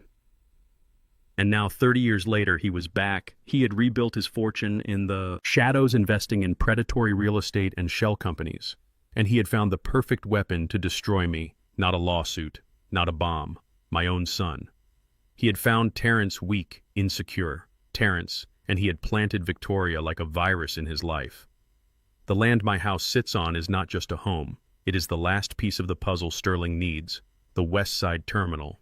My terminal is directly adjacent to my 5 acres. If he gets my land, he can connect the terminal to the main highway, bypassing the city toll roads. It would triple the value of his logistics empire. It is a $15 million piece of land that controls a $1 billion flow of goods, and he was using my son's wife to steal it for pennies. The recording continued, pulling me back from the past into the ugly present. Victoria was talking again, her voice dripping with a mix of fear and excitement. So when do I get the rest of the money? She asked. I did my part. Sterling, I humiliated them. I got the evidence. I made Terrence think it was his idea to sell. Now I want my payout. Patience, my dear, Sterling purred. You will get your $2 million as soon as the deed is transferred. But tell me about the husband. How is poor Terrence taking it? Is he still crying about Daddy? Victoria laughed. It was a cruel sound, ugly and sharp. Oh God, he is such a mess, she said. And this is the part that broke me, the part that made me realize there was no redemption for her, the part that made me decide to destroy her completely. He is pathetic, Sterling, she said. He is sobbing in the other room, thinking he is saving his father. He actually believes I love him. He believes we are doing this for the family. The stupid black husband of mine has no idea. He is just a pawn. He is useful for his signature, and that is it. Once the house is sold, I am filing for divorce. I cannot stand his touch anymore. I cannot stand his smell. It smells like failure. He is weak, just like his father. And honestly, I am sick of pretending to like his people. I felt Coretta's hands Crush mine. Her nails dug into my skin. She was shaking, not with fear, with a mother's rage. We listened as Victoria continued spewing venom, describing Terrence as a dog she had trained a fool. She had played insulting his intelligence, his appearance, his very existence. She mocked the color of his skin to a man who had built a career on racism. She laughed about how easy it was to make him turn against us. I sat there in the dark listening to my son's wife strip him of his dignity. I looked at the audio file recording on the screen. It was saving every word, every insult, every admission of the conspiracy. This was not just evidence for a guardianship hearing. This was the key to unlocking Terrence's chains. It would break his heart, it would shatter his world, but it would save his soul. I stopped the recording. The silence that followed was heavy. I looked at Coretta. Her eyes were dry, but they burned with a cold fire. "He needs to hear this," she said. Her voice was flat, final. "I know," I replied. "Not tomorrow," she said. "Tonight." Now I looked at the clock. It was nearly midnight. The house was quiet, but the war had already started, and the first casualty was going to be Terrence's innocence. I stood up. I picked up the laptop. I walked down the hall to the guest room. I did not knock. I opened the door. Terrence was sleeping fitfully, tossing and turning in the sheets, trapping himself in a nightmare he did not know was real. I reached out and shook his shoulder. "Wake up, son," I said. He opened his eyes, groggy and confused. "Dad." "What is it? Is something wrong?" "Everything is wrong," I said. I set the laptop on the bedside table. One opened it. The screen glowed blue in the dark, illuminating his tired face.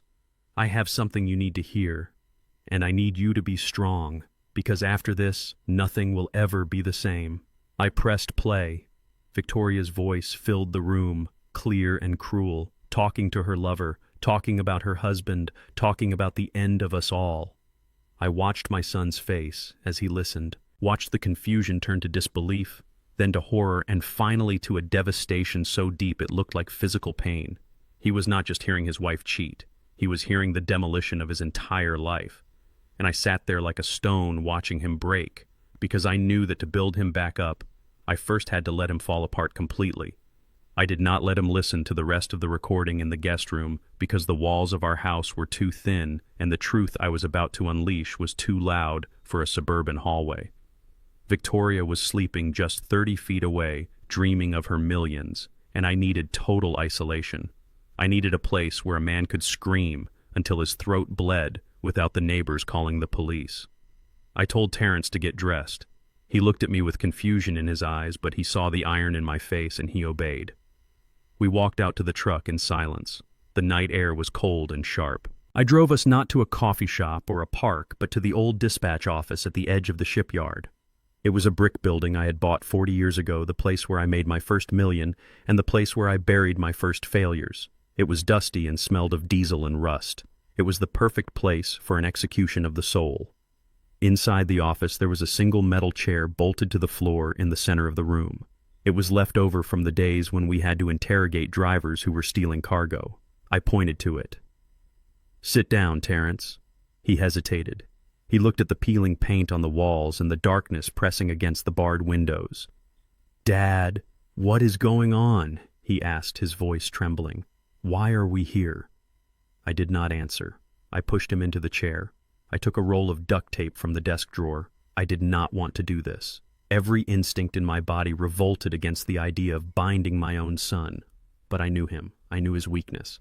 When the pain became too much, he would try to run. He would try to cover his ears. He would try to flee back to the lie because the lie was comfortable. I could not let him run. I taped his wrists to the arms of the chair. "What are you doing?" he shouted, struggling against the tape. "Dad, stop this. You are scaring me. Are you crazy?" "I am not crazy," I said calmly. "I am a father trying to save his son from a burning building. But the son is too stupid to wake up, so I have to carry him out by force." I placed the laptop on a crate in front of him. I connected it to a set of industrial speakers. I wanted the voice to be big. I wanted it to surround him. I wanted it to be the voice of God delivering a judgment. "You asked me if Victoria knows about your job loss," I said. "You asked me if she loves you. You asked me why I hate her." I pressed the play button. The sound of Victoria's voice exploded in the small room. It was amplified, distorted slightly by the volume, but unmistakable. It was the conversation with Sterling. It started mid-sentence exactly where I had paused it in the bedroom. "He is pathetic, Sterling," she said. The words bounced off the brick walls. "He is sobbing in the other room, thinking he is saving his father. He actually believes I love him." I watched Terrence's face. At first there was just confusion. He squinted at the speakers as if he could not process the language. "He believes we are doing this for the family," Victoria continued, her voice dripping with amusement. "The stupid black husband of mine has no idea he is just a pawn." Terrence flinched as if he had been whipped. His mouth opened. He pulled at the tape on his wrists. "Dad, turn it off," he begged. "Please. I do not want to hear this. I did not turn it off. I turned it up. He is useful for his signature, and that is it," Victoria said. "Once the house is sold, I am filing for divorce. I cannot stand his touch anymore. I cannot stand his smell. It smells like failure." Terrence began to shake violently. The chair rattled against the concrete floor. Tears streamed down his face, but they were not tears of sadness yet. They were tears of shock. And honestly, Victoria's voice laughed a cruel, high-pitched sound.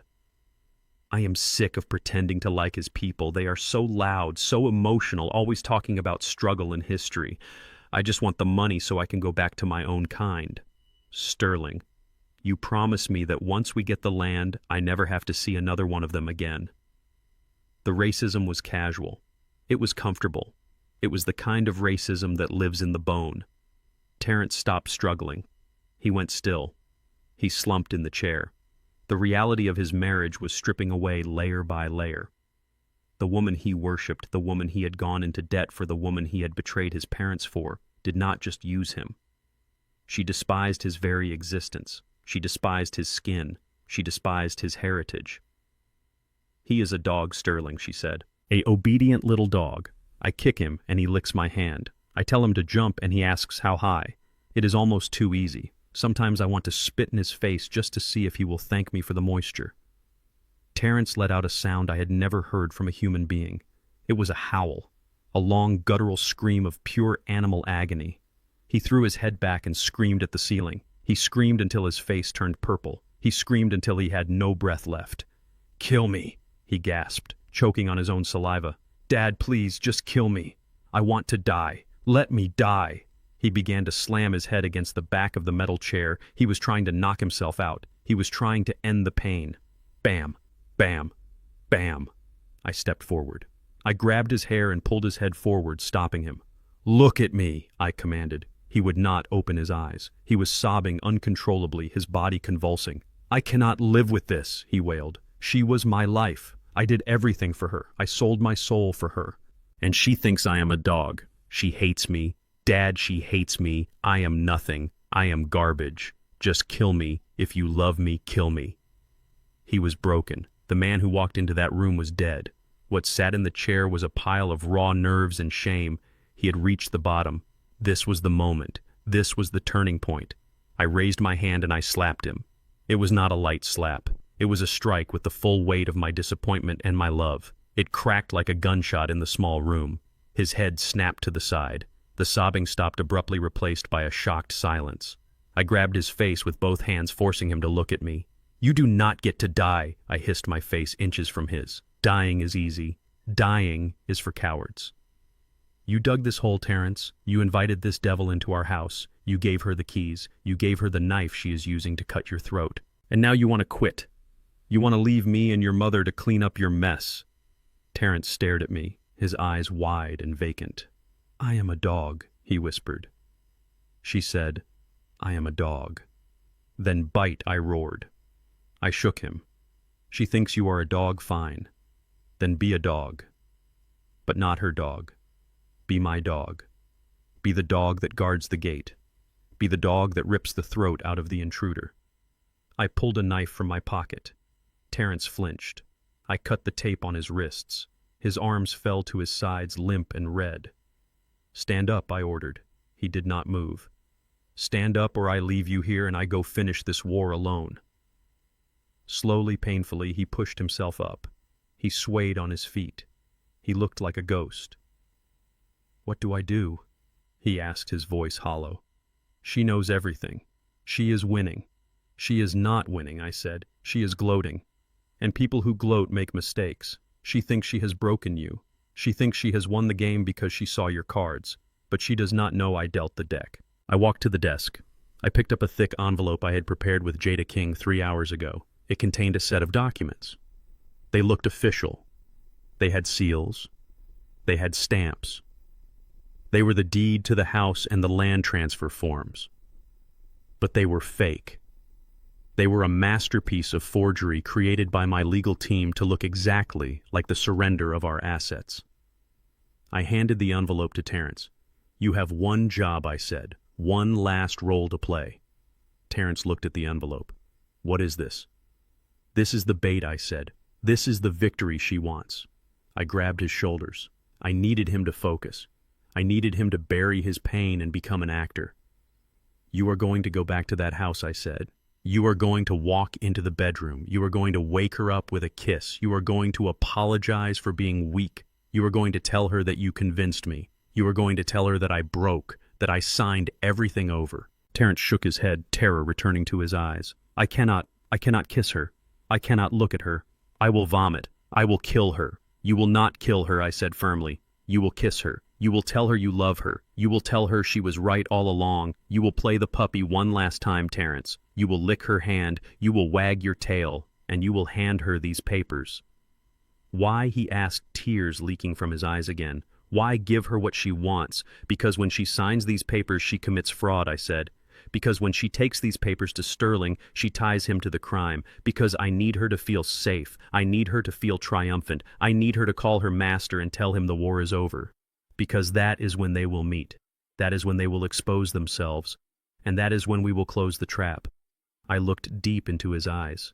"Can you do this, Terrence? Can you be the man who destroys her? Or are you the dog she says you are?" Terrence looked at the envelope. He looked at the speakers where her voice had destroyed him. He wiped the tears from his face. His expression changed. The sorrow evaporated, leaving behind something cold and hard, a hatred that matched my own. He took the envelope. His hand did not shake. "I will do it," he said. His voice was dead. "I will be the best puppy she has ever seen." "Good," I said. I drove him back to the house. The sun was starting to rise, painting the sky in colors of blood and bruises. We parked down the street. "Go," I said. "Make her believe you." Terrence got out of the truck. He adjusted his jacket. He practiced a smile in the side mirror. It was a terrifying smile. It was the smile of a man who had already died and had nothing left to lose. He walked toward the house where his wife lay sleeping, dreaming of my destruction. He walked steadily. He opened the front door and stepped into the lion's den, armed with nothing but a lie and a broken heart. I waited in the truck, watching the bedroom window. 5 minutes passed, 10 minutes. Then the light in the bedroom turned on. I saw shadows moving on the curtains. I saw Victoria's silhouette. She was jumping. She was dancing. She threw her arms up in victory. She had taken the bait. The hook was set. My phone buzzed. It was a text from Jada King. "The tracker is active. We are live." I started the engine. The trap was not just sprung, it was tightening. And now we just had to follow the trail of blood to the man holding the leash. Sterling was waiting, and I was bringing him a storm. The courtroom smelled of floor wax and lies. I sat at the defendant table next to Jada King, my hands folded calmly on the polished wood. Across the aisle, Victoria sat dabbing at her dry eyes with a tissue she had carefully crumpled for maximum effect. She was wearing a beige cardigan and a skirt that went below her knees. It was a costume. She was playing the role of the exhausted, heartbroken caregiver, forced to make a difficult decision for the good of the family. Beside her sat Dr. Evans, the man who had sold his medical license for a few $1,000s. The hearing for emergency guardianship was supposed to be a formality. In most cases, when a family presents video evidence of an elder losing their mind, the judge signs the papers before lunch. Victoria was counting on that speed. She needed the legal power to sign the deed to my house, and she needed it today. Judge Vance, a man with a face carved from granite, looked over his glasses at Victoria.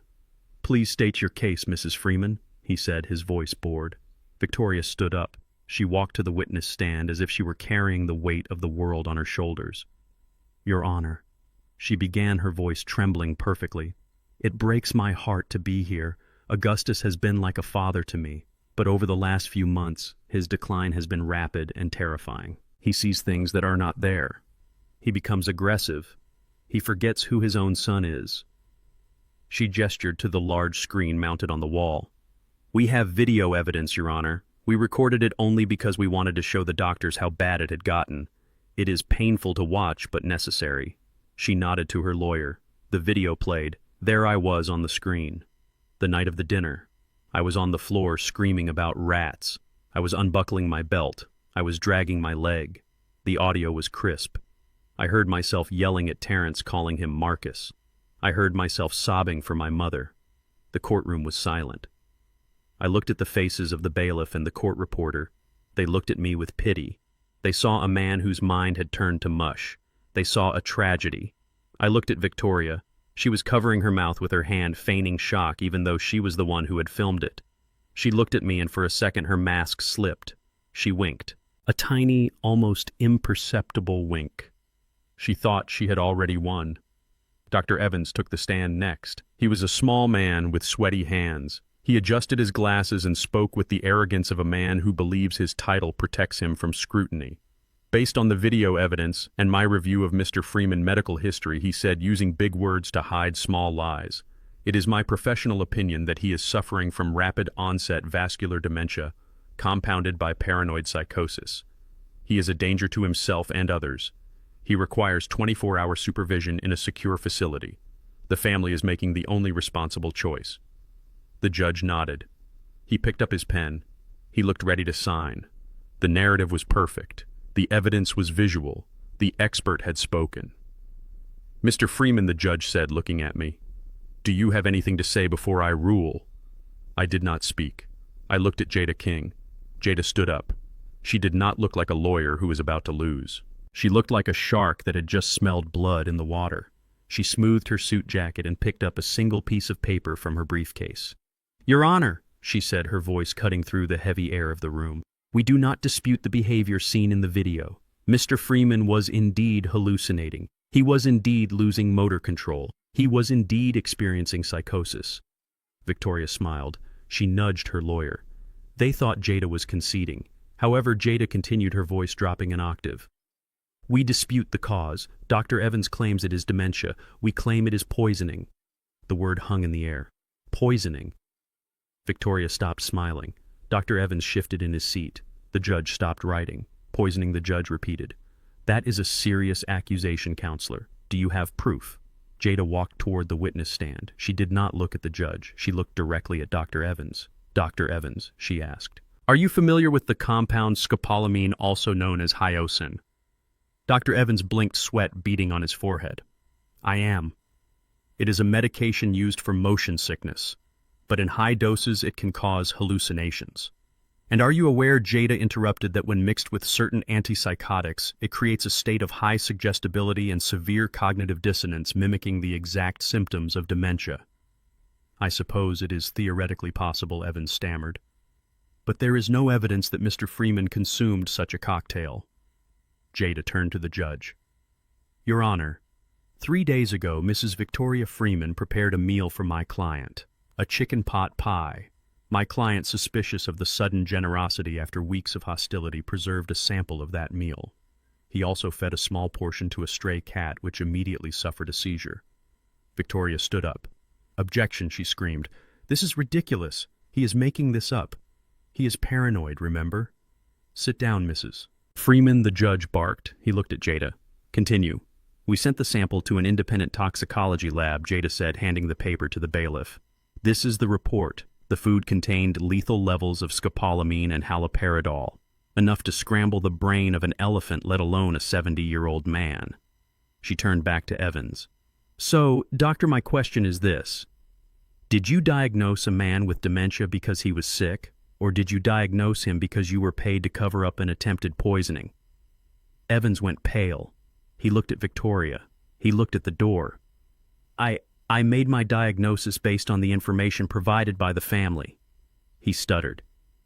If the patient was intoxicated, that was not disclosed to me. He was throwing her under the bus. The alliance of rats was beginning to eat itself. Victoria's face was a mask of pure terror. She looked at Terrence, who was sitting in the back row, head down, playing the part of the broken husband. She realized too late that the video she had filmed was not evidence of my madness. It was evidence of the crime. The judge read the report. His face grew dark. He looked at Victoria with a disgust that matched my own. "This court takes allegations of elder abuse and poisoning very seriously," he said. He slammed his gavel. "I am denying the petition for guardianship immediately. Furthermore, I am ordering a recess. I am forwarding this evidence to the district attorney's office. There will be a criminal investigation into the origin of these toxins. Dr. Evans, do not leave the building." Victoria gasped. She grabbed her lawyer's arm. "Do something," she hissed. "Stop this." Her lawyer pulled his arm away. "I cannot stop a criminal investigation, Victoria," he whispered loud enough for me to hear. "If this report is real, you need a criminal defense attorney, not a family lawyer. I am done." The judge stood up and left the bench. The courtroom erupted into noise. Reporters who had been dozing in the back row were now typing furiously on their phones. I sat still. I looked at Victoria. She was shaking. She was looking around the room frantically, like a trapped animal searching for an exit. And then she looked toward the back of the courtroom. I followed her gaze. Sitting in the last row in the shadows was a man. He was wearing a hat pulled low and a long coat. He was not looking at the judge. He was looking at Victoria. It was Sterling. He did not look angry. He looked cold. He looked like a man who was calculating the cost of a failed investment. He raised his hand slowly. He made a gesture. He tapped his wrist where a watch would be. Then he made a flat cutting motion with his hand. It was a signal. "Time is up. Cut the losses. Sell." Victoria saw it. She swallowed hard. She understood. The legal route was dead. The slow game was over. The investigation would take time, but Sterling did not have time. He needed the land now. She looked at her lawyer, who was packing his briefcase. She looked at Dr. Evans, who was being questioned by a bailiff. She turned and looked at Terrence. I saw the change in her eyes. The panic vanished, replaced by a desperate, manic resolve. She remembered the envelope. The envelope Terrence had given her this morning. The fake deed. The fake transfer papers signed by me. She believed she still held the winning card. She believed that even if she went to jail later, she could still sell the land today. She could still get the millions Sterling had promised her. She could take the money and run. She grabbed her purse. She did not wait for Terrence. She did not look at me. She turned and ran out of the courtroom, her heels clacking loudly on the floor. I watched her go. Jada leaned over to me. "She is running," she said softly. I nodded. "She saw the signal," I said. "Sterling is here. He told her to liquidate. She is going to try to sell the land this afternoon." Jada smiled. "Then she is going to walk right into the final wall," she said. "The title company is ready. The police are on standby." I stood up. My knees popped. I felt tired, but it was a good tired. The kind of tired you feel after a long day of honest work. "Let us go," I said. "I want to see her face when the check bounces. I want to see her face when she realizes she sold a ghost to the devil." We walked out of the courtroom past Dr. Evans, who was sweating through his suit. We walked past the reporters. In the hallway, Terrence was waiting. He looked up as I approached. His eyes were red. "Did she leave?" he asked. "She is gone," I said. "She is going to sell the house, son. She thinks she has won." Terrence nodded. He took a deep breath. "Then let us finish this," he said. We walked out into the bright sunlight. The city was busy. People were rushing to lunch, unaware that a family was destroying itself a few blocks away. I got into my truck. Terrence got in the passenger side. Jada followed in her car. We drove not to my house, but to the offices of the Sterling Development Group. It was a glass tower downtown, the place where Victoria thought she was going to collect her reward. She did not know that the reward for treason is never gold. It is always lead. I gripped the steering wheel. The final act was beginning. The lawyer had done her part. The doctor had done his. Now it was time for the money to talk. And when money talks in my world, it usually says goodbye. The glass doors of the Sterling Development Group headquarters hissed shut behind Victoria, and she walked out onto the pavement with a strut that could have cracked the concrete beneath her heels. I watched her from across the street, sitting in the cab of my truck with the engine idling low. She was clutching a leather portfolio to her chest as if it contained the crown jewels. In a way, to her, it did. Inside that folder was the check for $2 million. It was the deposit for the land she believed she had just sold. It was the down payment on her freedom from me, from Terrence, and from the life she despised. Inside the tower, Arthur Sterling was likely pouring himself a scotch, celebrating the acquisition of the final piece of his empire. He believed he had won. He believed that the document Victoria had handed him, the one with my forged signature and Terrence's desperate scribble, was the key to the $15 million terminal expansion. He had run a preliminary title search, but my team had been careful. The fake deed Terrence gave her was a masterpiece of deception. It referenced an old land survey number 1 that looked legitimate, but pointed to a worthless strip of swamp 10 miles south. By the time Sterling's lawyers realized the geographical error, the money would already be moved. Victoria did not go to the bank to pay off her husband's debts. She did not go to pay the rent on their apartment. She did not go to buy groceries for her daughter. She went straight to the Diamond District. I watched her enter a jewelry store. She emerged 20 minutes later wearing a watch that cost more than my first house. She hailed a limousine, not a taxi. She was spending the money before the ink was even dry on the deposit slip. She was drunk on power. She was intoxicated by the sudden influx of wealth she had done nothing to earn. She directed the driver to the Olympus Hotel, the most expensive venue in the city. She rented the presidential suite. She did not call Terrence to tell him the good news. She did not call me to gloat. Not yet. She called her friends. She called the sycophants and the hangers on the people who had laughed at my truck at the gate. I drove home to Coretta. We sat in the kitchen and we watched the digital trap close. Jada King had set up a monitoring system on the bank account Terrence shared with Victoria. We watched the deposit hit, $2 million. A number with 6 zeros. A number that would solve all their problems if they were smart. But Victoria was not smart. She was hungry. 10 minutes after the deposit landed, the withdrawals began. $50,000 for the hotel, $20,000 for catering, $10,000 for a DJ. She was burning through the cash like it was paper kindling. She was throwing a victory party. "It is time," Coretta said softly, looking at the screen. I nodded. "It is time," I agreed. I picked up the phone. I did not call the police. Not yet. I called the trustee of the Maya Education Trust. It was a man named Mr. Henderson, a banker who had managed my affairs for 20 years. "Mr. Henderson," I said, "it appears there has been a fraudulent attempt to transfer assets belonging to the trust. A large sum of unauthorized money has been deposited into an account associated with the fraud. I believe the authorities need to be notified immediately." Henderson did not ask questions. He knew the play. "I am on it, Mr. Freeman," he said. "The FBI Financial Crimes Division is already tracking the account from the previous investigation. I will give them the green light." I hung up. Now we just had to wait for the show. Victoria did not disappoint. At 8 o'clock that evening, my phone buzzed with a notification. She was live streaming again. I opened the app. Coretta leaned in over my shoulder. The video showed the interior of the presidential suite. It was lavish, filled with white roses and gold balloons. People were dancing, drinking champagne, shouting over the thumping bass of the music. And there, in the center of it all, was Victoria. She was wearing a gold dress. She held a bottle of champagne in one hand and her phone in the other. Her face was flushed. Her eyes were wild. "Hello, world," she screamed into the camera. "Look at this! Look at us! We made it!"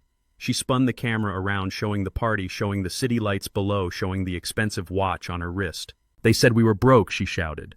"They said we were nothing. The old man tried to cut us off. He tried to starve us. Well, guess what, Augustus? I just sold your precious dirt for $10 million. She laughed. It was a maniacal sound. "We got the deposit today," she continued. $2 million cash, and the rest is coming next week. And you know what the best part is. We do not need you anymore. We do not need your truck. We do not need your charity. You are going to rot in a state home, and I am going to be sipping mimosas in Paris." She walked over to a table where a stack of cash was sitting. She had actually withdrawn thousands of dollars just to display it. She fanned herself with a stack of hundreds. "This is what winning looks like," she sneered at the lens. "This is what happens when you mess with me." I took what was mine. I took what Terrence was too weak to take. I am the queen of this city. The viewer count on the stream was climbing. People were watching in horror and fascination. The comments were scrolling fast. Most of them were congratulating her, unaware of the crime she was confessing to. But then the mood in the room changed. In the background of the video, I heard a sound that was not music. It was a loud, rhythmic banging. Victoria frowned. She turned toward the door of the suite. "Who invited the drummer?" she slurred. The banging came again, louder. "Open up! Police! The music cut out. The guests froze. Victoria stared at the door. She looked at the camera. Her face went pale. "What is going on?" she whispered. Then the double doors of the suite exploded inward. It was not a drummer. It was a tactical entry team from the Financial Crimes Task Force. They swarmed into the room wearing vests that said, "Federal Agent" in big yellow letters. They had guns drawn. "Nobody move," an agent shouted. "Hands where I can see them." The guests screamed. Some dropped their drinks. Some tried to run toward the balcony. Victoria stood frozen in the center of the room, the stack of cash still in her hand, the phone still broadcasting live to the world. "Victoria Freeman," a voice boomed. A man in a suit walked through the door. He looked calm. He looked professional. He walked straight up to her. "I am Special Agent Miller. You are under arrest." Victoria blinked. She looked at the agent. She looked at the phone. She tried to laugh, but it came out as a squeak. "Arrest," she said. "For what?" "Being rich. This is my party. Get out." "You are under arrest for wire fraud, bank fraud, and grand larceny," Agent Miller said. Victoria dropped the money. "Larceny," she screeched. "I sold a property. It was legal. I have the papers. My husband signed them. It is our land." Agent Miller shook his head. He pulled a document from his jacket pocket. He held it up to her face. He held it up to the camera. "This is the deed to the property located at 4500 River Road," he said. "The property you purported to sell to the Sterling Group today?" "Yes," Victoria said, defiant. "My in-law's house. Terrence has power of attorney. We sold it. This property does not belong to Augustus Freeman." Agent Miller said, his voice cutting through the silence of the room. "It has not belonged to him for 5 years." Victoria froze. "What?" she whispered. "This property is owned by the Maya Education Trust," Agent Miller explained. "It is an irrevocable trust set up for the benefit of your daughter, Maya Freeman. The trustee is the First National Bank. Neither Augustus Freeman nor Terrence Freeman has the legal authority to sell, transfer, or encumber this asset." The words hit her like physical blows. "Trust," she stammered. "Maya." "You sold a property you do not own," Agent Miller said. "You accepted a $2 million deposit for an asset you have no right to sell. That is fraud, ma'am, and the money you are spending right now. That is stolen money." Victoria looked at the phone. She looked at the thousands of people watching her fall. She looked at the gold balloons. She looked at the fake friends who were now backing away from her as if she were contagious. "But Sterling," she gasped. "Arthur Sterling." He checked. He said it was fine. "Arthur Sterling is currently being questioned for attempting to purchase protected trust assets," Agent Miller said. "But right now we are talking about you." He gestured to the agents behind him. "Cuff her!" Victoria screamed.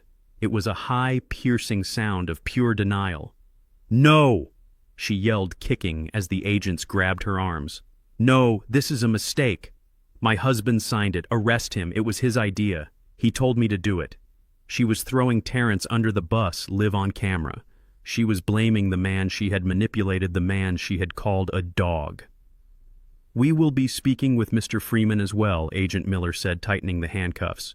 "But you are the one who took the check. You are the one who signed the sale agreement. And you are the one spending the money."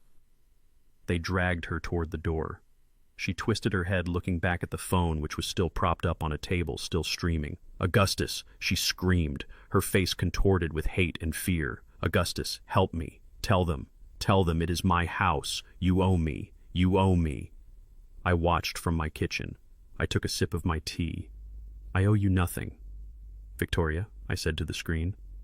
An agent noticed the phone. He walked over to it. He looked into the lens. He reached out a gloved hand. The stream ended. The room went dark. Coretta let out a long breath. "It is done," she said. "Not yet," I said. I stood up.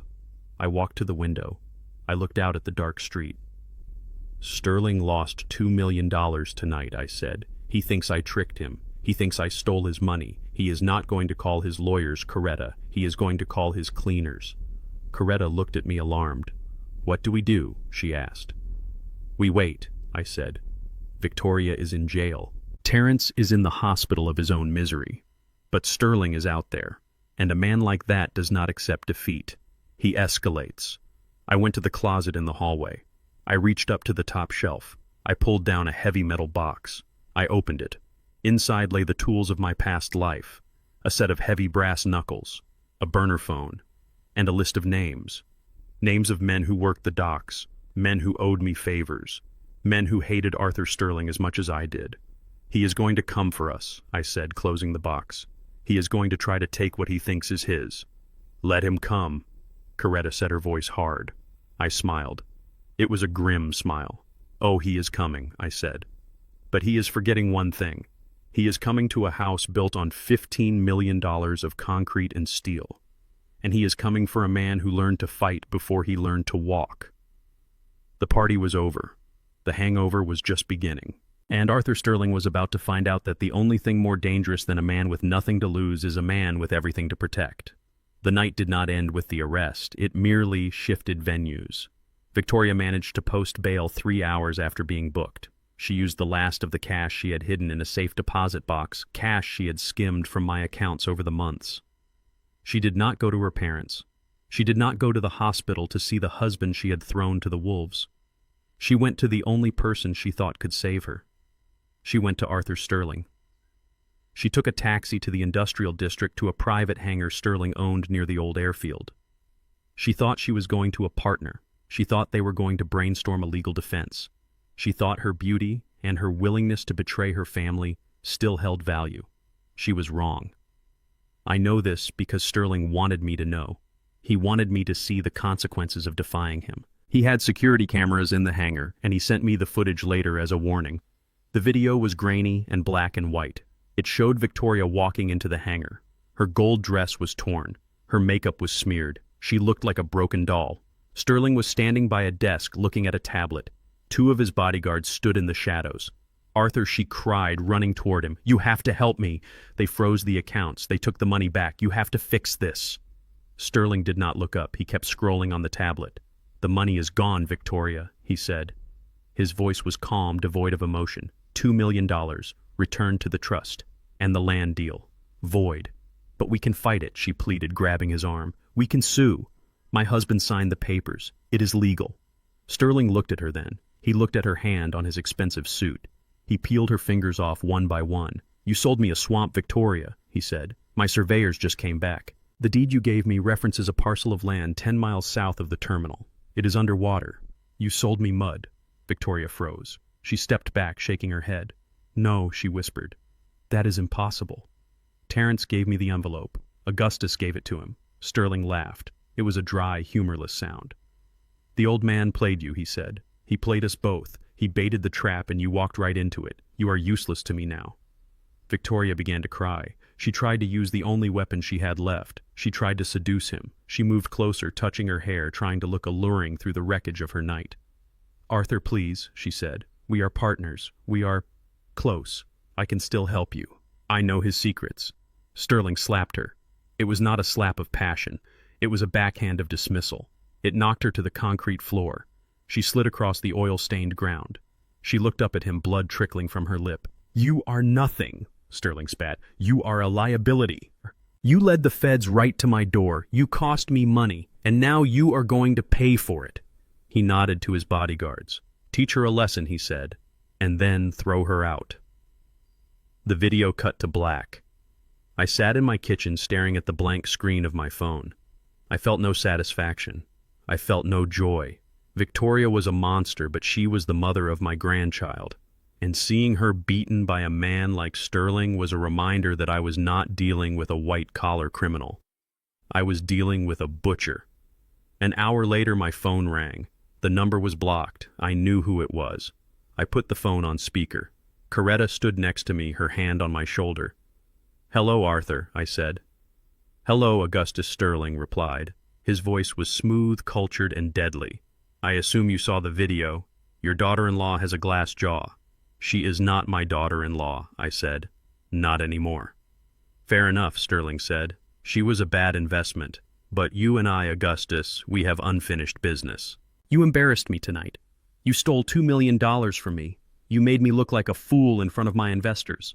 You tried to steal my land, Arthur," I said. "You tried to poison me. You tried to destroy my family. We are even. We are not even." Sterling roared, his composure cracking. I want that terminal. I want that land, and I am going to get it. You will get nothing, I said. The police are already building a case against you. The fraud unit has the transfer records. You are finished, Arthur. Go back to your hole. There was a silence on the line, a heavy breathing silence. You think you have won, Sterling said softly. You think because you have lawyers and cops you are safe. You forgot the rules of the Port Augustus. You forgot how we settle things. I did not forget, I said, good Sterling said, because I have something of yours, something much more valuable than land. My blood ran cold. What do you have, I asked. I have a little bird, Sterling said, a little bird named Maya. The world stopped. The kitchen vanished. All I could hear was the rushing of blood in my ears. Maya, I whispered. She is very cute, Sterling said. She was sleeping so soundly when my men picked her up from the nanny service. You really should pay for better security, Augustus. Let her go, I said, my voice trembling with a rage I had never felt before. She is a child. This is between us. It is between us. Sterling agreed. And she is the currency. Here is the deal, Augustus. You have 2 hours. You bring me $20 million in cash. Or you sign over the deed to the land. The real deed, not the swamp. And if I do not, I asked, then you can pick her up at the port, Sterling said, piece by piece. He hung up. Coretta let out a scream. She collapsed onto the floor, sobbing. My baby, she cried. He has my baby. I knelt down and held her. I rocked her back and forth, but my mind was not crying. My mind was calculating. Sterling had made a mistake, a fatal mistake. He thought he was kidnapping a child to leverage a businessman. He did not realize he was kidnapping the granddaughter of the man who ran the logistics for the entire eastern seaboard for 30 years. I stood up.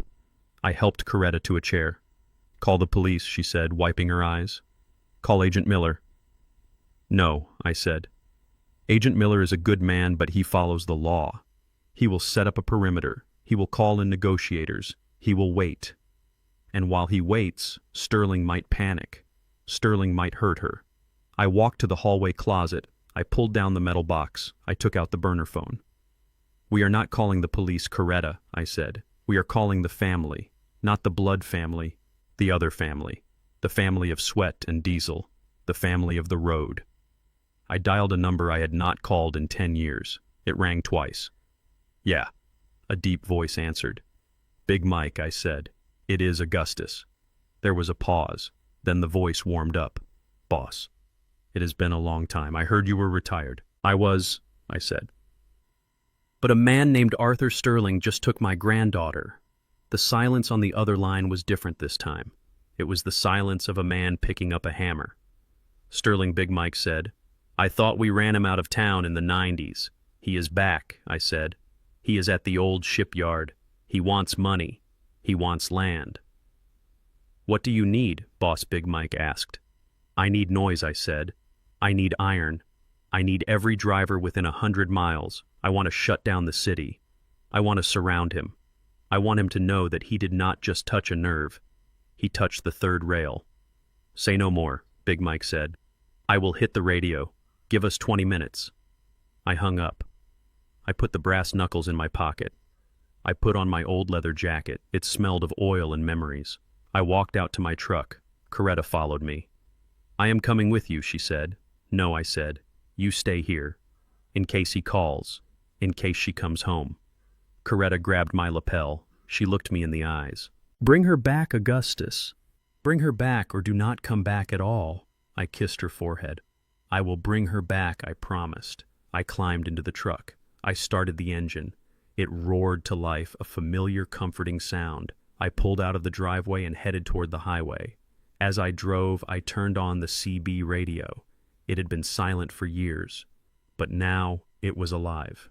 Breaker 19, this is Big Mike calling all haulers. We have a code red. The boss needs us. Destination Westside Terminal. This is not a drill. I repeat, not a drill. Let us roll. Static crackled. Then a voice answered. This is Red Dog on I-95. I am rolling. This is Tanker Tom. I am 10 minutes out. I am rolling. This is Ironsides. I have 6 boys with me. We are rolling. One by one the voices chimed in. Voices from the north, voices from the south. Voices of men I had helped. Men I had hired when no one else would. Men whose families I had fed during the strikes. I looked in my rearview mirror. Behind me on the highway, a pair of headlights appeared, then 2, then 10, then 50. They were massive 18-wheelers, dump trucks, flatbeds. Their air horns blasted, shattering the night silence. Their lights turned the highway into day. They were forming a convoy, a steel river flowing toward the port. I was not just an old man in a Ford pickup anymore. I was the spearhead of an army of iron and anger. I pressed the accelerator. The engine growled. "Hold on, Maya," I whispered. "Grandpa is coming, and he is bringing hell with him." I walked into the warehouse alone. The metal doors groaned on their rusted hinges as I pushed them open, stepping into the vast, cavernous space that smelled of diesel oil and old seawater. It was a smell I knew better than the scent of my own home. It was the smell of the port, the smell of my youth, the smell of the empire I had built with my bare hands. But tonight, it smelled like a tomb. The warehouse was dimly lit by flickering halogen bulbs that hung from the ceiling like dying stars. In the center of the concrete floor, illuminated by a single harsh spotlight, stood Arthur Sterling. He looked out of place in his Italian suit, his polished shoes gleaming against the grime of the floor. He held a pistol in his hand. It was a small silver thing, a rich man's toy, but it was deadly enough. Behind him, 2 of his hired thugs stood guard, their arms crossed their faces, impassive. And there on a wooden pallet sat my granddaughter Maya. She was bound with zip ties, her mouth covered with duct tape. Her eyes were wide, filled with a terror that no child should ever know. Beside her lay Victoria. She was also bound, but she was not sitting. She was curled on the floor, her face bruised and swollen, her gold dress torn and stained with grease. She looked up when I entered, and I saw a flicker of recognition in her eyes, a desperate plea for salvation from the man she had despised. Sterling smiled when he saw me. It was the smile of a wolf who sees a sheep wandering into its den. "Augustus," he called out, his voice echoing off the metal walls. "You came alone. How noble, and how stupid." I stopped 10 feet away from him. I kept my hands visible at my sides. I did not look at Maya. If I looked at her, I would lose my focus. I would lose the cold rage that was keeping me steady. I looked only at Sterling. "I am here, Arthur," I said, my voice flat. "Let the girl go." Sterling laughed. He stepped down from the platform he was standing on and walked toward me, the gun dangling casually at his side. "You are in no position to make demands, old man," he sneered. "You are on my property now. You are in my world. Where is the money? Where is my $20 million? I did not bring the money." "Arthur," I said. Sterling stopped. His smile vanished. He raised the gun, pointing it directly at my chest. "Then you came here to die," he said. "You think you can talk your way out of this? You think you are still the king of the docks? Look at you, Augustus. You are an old man in a leather jacket driving a rusted truck. You are nothing. You are a relic. I won. I have the land. I have the power. And now I am going to have the pleasure of ending you." He looked over at Victoria. "And her," he added. "She failed me. You failed me. Everyone fails me. But I always collect what is owed." He cocked the hammer of the gun. The click was loud in the silence. "Say goodbye, Augustus." I looked him in the eye. I did not blink. "I did not bring money, Arthur," I repeated, "and I did not come alone." Sterling frowned. He looked around the empty warehouse. "Who is with you? Your ghost stories, your memories?" "There is no one here." I checked my watch. "Listen," I said. Sterling paused. He cocked his head. At first there was only the sound of the wind rattling the corrugated metal roof. Then came a low vibration, a rumble that started in the floor and traveled up through the soles of my boots. It grew louder. It was a deep, guttural roar, like the earth itself was growling. Sterling looked confused. "What is that?" he asked. "That I said is the sound of the Union." Then the air horns began. It was not one horn. It was 100, a deafening cacophony of sound that blasted through the walls, shattering the windows high above. It was the scream of the convoy. It was the war cry of the men who move the world. The walls of the warehouse shook. Dust rained down from the rafters. Sterling covered his ears, stumbling back. His thugs looked around in panic, reaching for their weapons. Then the wall behind me exploded. It did not just open, it was torn apart. A massive Mack truck painted cherry red with a grill guard made of reinforced steel smashed through the corrugated metal siding. The metal screamed as it was ripped from the frame. The truck roared into the warehouse, its headlights blindingly bright, illuminating the dark corners like the sun. behind it came another, and another. They poured into the space surrounding Sterling and his men, forming a wall of steel and chrome. The doors of the trucks flew open. Men jumped out. They were not soldiers. They were not police. They were bigger. They were dock workers. They were longshoremen. They were truckers. Men with arms like tree trunks and hands like anvils. They carried tire irons, heavy chains, and baseball bats. They did not shout. They did not run. They walked with the slow, terrifying momentum of a glacier. Big Mike was in the lead, holding a crowbar that looked like a toothpick in his massive hand. He looked at Sterling. He spat on the floor. "You messed with the wrong family," Arthur Mike growled. Sterling spun around, waving his gun wildly. "Stay back," he screamed, his voice cracking with fear. "I will shoot. I will kill them all." He ran back toward the pallet where Maya sat. He grabbed her by the arm, hauling her up. He pressed the barrel of the gun against her temple. "Back off," he shrieked, "or the girl dies." The workers stopped. The silence returned heavy and suffocating. I stepped forward. "Arthur," I said, "look around you. There are 50 men here. You have 6 bullets. You do the math." "I do not care," Sterling yelled, dragging Maya backward toward a side exit. "I am leaving, and she is coming with me. Anyone moves, she dies." He was panicked. He was irrational. His finger was trembling on the trigger. I saw the madness in his eyes. He knew he had lost, and he wanted to take something precious with him. I tensed, preparing to rush him, knowing I would never be fast enough, but I was not the only one moving. From the shadows of the machinery near the back wall, a figure emerged. It was not one of the workers. It was a man in a torn suit with a face streaked with tears and dirt. It was Terrence. He had snuck in while the trucks were breaching the wall. He had been hiding, waiting, watching his daughter with a gun to her head. He did not look like the weak man who had begged for money. He did not look like the coward who had lied to his wife. In that moment, he looked like a father. He saw the gun. He saw the fear in Maya's eyes. He saw the distance between Sterling and the door. He did not hesitate. He did not think. He ran. He launched himself from the shadows, a scream tearing from his throat. "No," he roared. Sterling turned at the sound. He saw Terrence coming. He swung the gun away from Maya toward the charging man. Terrence did not stop. He dove. The gun went off. The sound was a flat crack distinct from the roar of the engines. Terrence's body jerked in midair. The bullet hit him in the shoulder, spinning him around, but his momentum carried him forward. He crashed into Sterling, tackling him to the concrete. They rolled on the floor, a tangle of limbs and desperation. The gun skid away across the floor. Maya screamed. Big Mike moved faster than a man his size should be able to.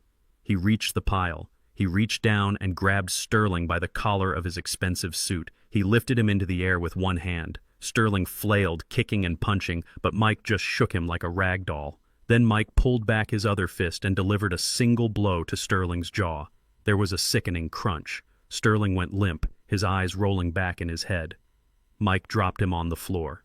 "It is over," Mike said. I ran to Terrence. He was lying on his back, clutching his shoulder.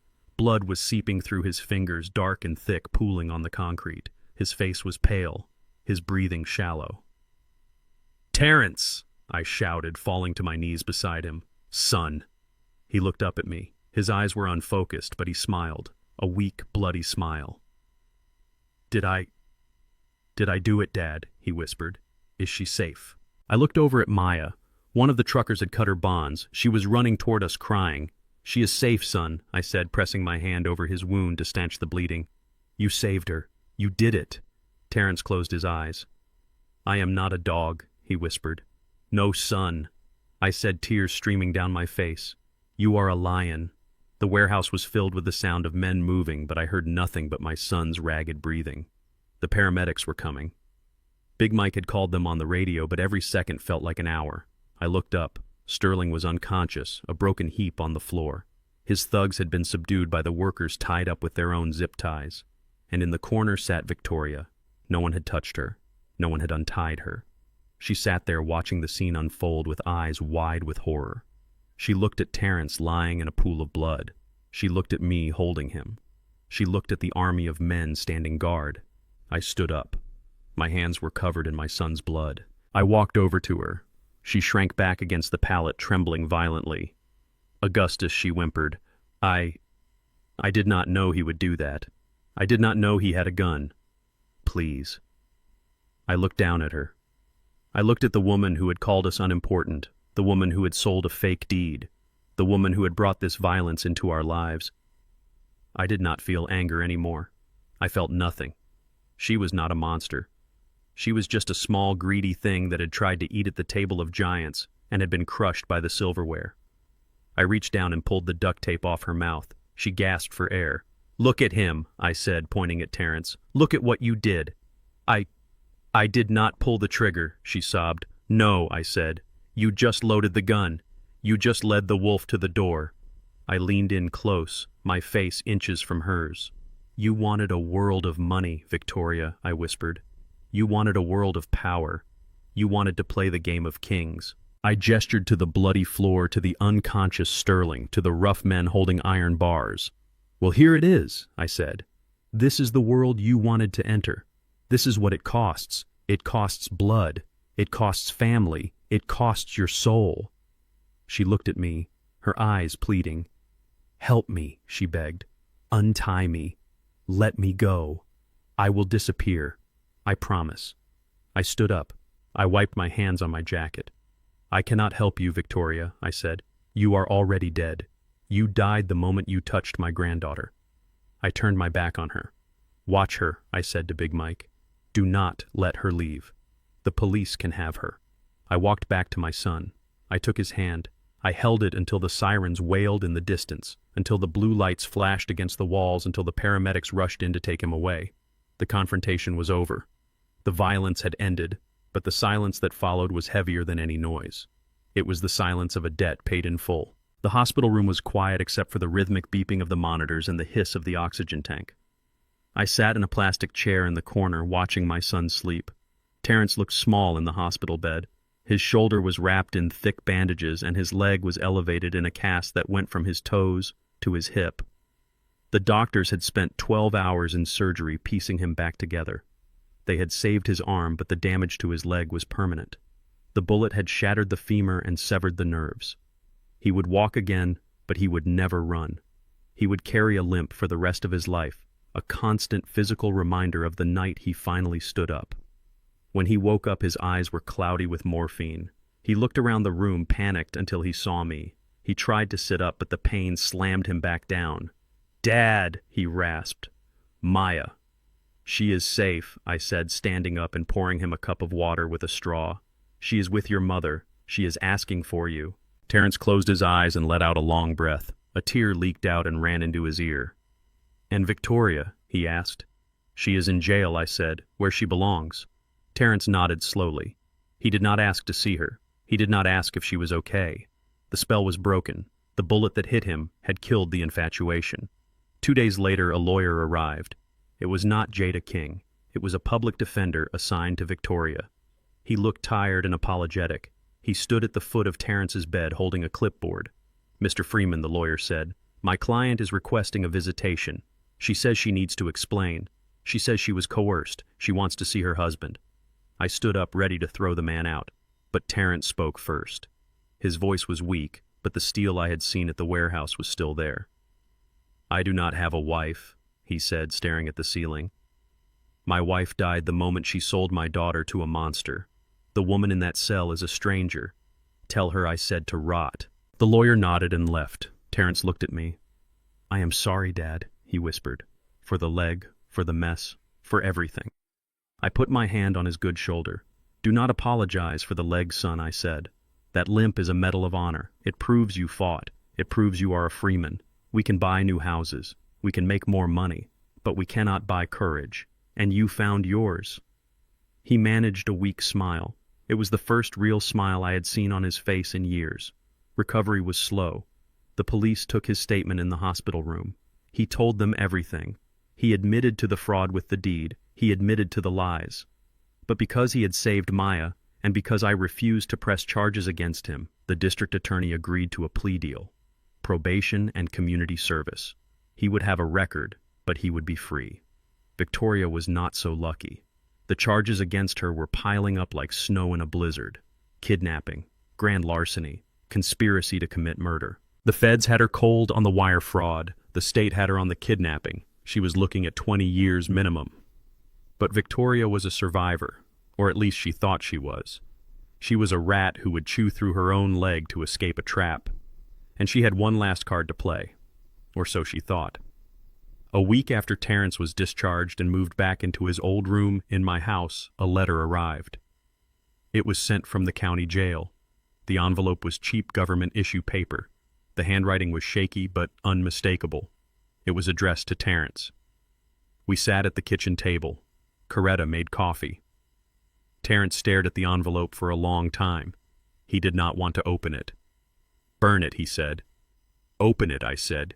"You need to see this. You need to see the end of the story." He tore it open. He read it in silence.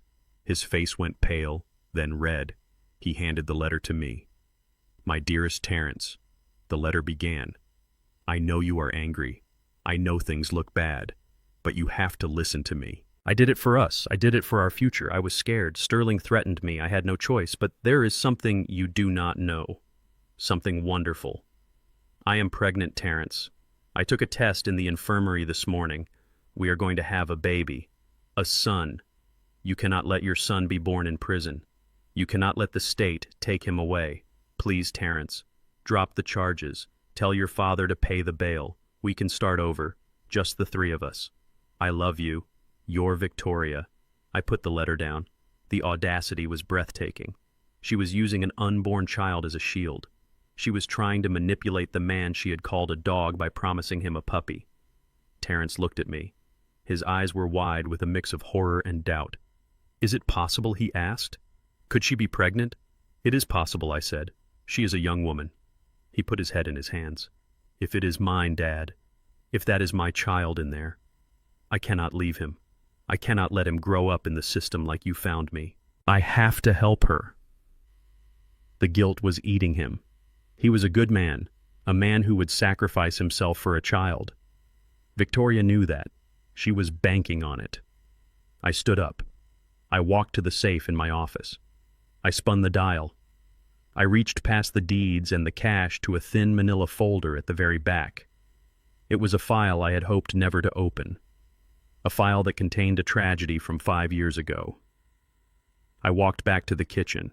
I placed the folder on the table in front of Terrence. "She is lying, son," I said. He looked at the folder. "How do you know?" he asked. "Because I know your medical history better than she does," I said. "Open it." Terrence opened the folder. Inside was a medical report from the university hospital dated 5 years ago. It was from the time he had been hospitalized with a severe testicular infection, a complication from a sports injury he had ignored. He read the report. He read the surgical notes. He read the final prognosis signed by the urologist. Sterility confirmed. Reversal impossible. He stared at the words. He had been so sick back then, so out of it with fever and pain that he had likely blocked out the doctor's words. Or maybe he had chosen to forget because the truth was too painful for a young man to accept. We had never talked about it. We let him heal and we moved on. "I forgot," he whispered. "God, I forgot." He looked up at me. The tears in his eyes were different now. They were tears of relief. "I cannot have children," he said. "No," I said gently. "You cannot. So if she is pregnant," Terrence said, his voice hardening into stone, "if she is pregnant, I finished for him. It is not yours." Sterling. The name hung in the air like smoke. It made sense. The late nights, the secret calls, the contempt she held for Terrence. She had been sleeping with the enemy long before the kidnapping. She had been carrying Sterling's child while she plotted to kill Terrence's parents. "It is the final nail," Terrence said, closing the folder. He picked up the letter. He crumpled it in his fist. "Send her the file," he said. I nodded. "I will send it," I said, "and I will make sure she gets it today." I called Jada King. I told her what to do. She sent a courier to the jail with a copy of the medical report. She attached a note from her firm. "Dear Ms. Freeman, my client Terrence Freeman is in receipt of your letter regarding your pregnancy. Please find attached a certified medical report dating from 5 years ago confirming Mr. Freeman's complete and irreversible sterility. As such, Mr. Freeman denies paternity and has filed for immediate divorce on the grounds of adultery. Furthermore, he has requested that the district attorney be informed of this new development as it pertains to your motive and character. Good luck with your defense. I did not go to the jail to see her read it. I did not need to. But the guard who delivered the mail was an old friend of Big Mike's. He told me what happened. He said Victoria was sitting in the common room trying to rally support from the other inmates playing the victim, telling them her rich husband had abandoned her and her unborn baby. He handed her the envelope.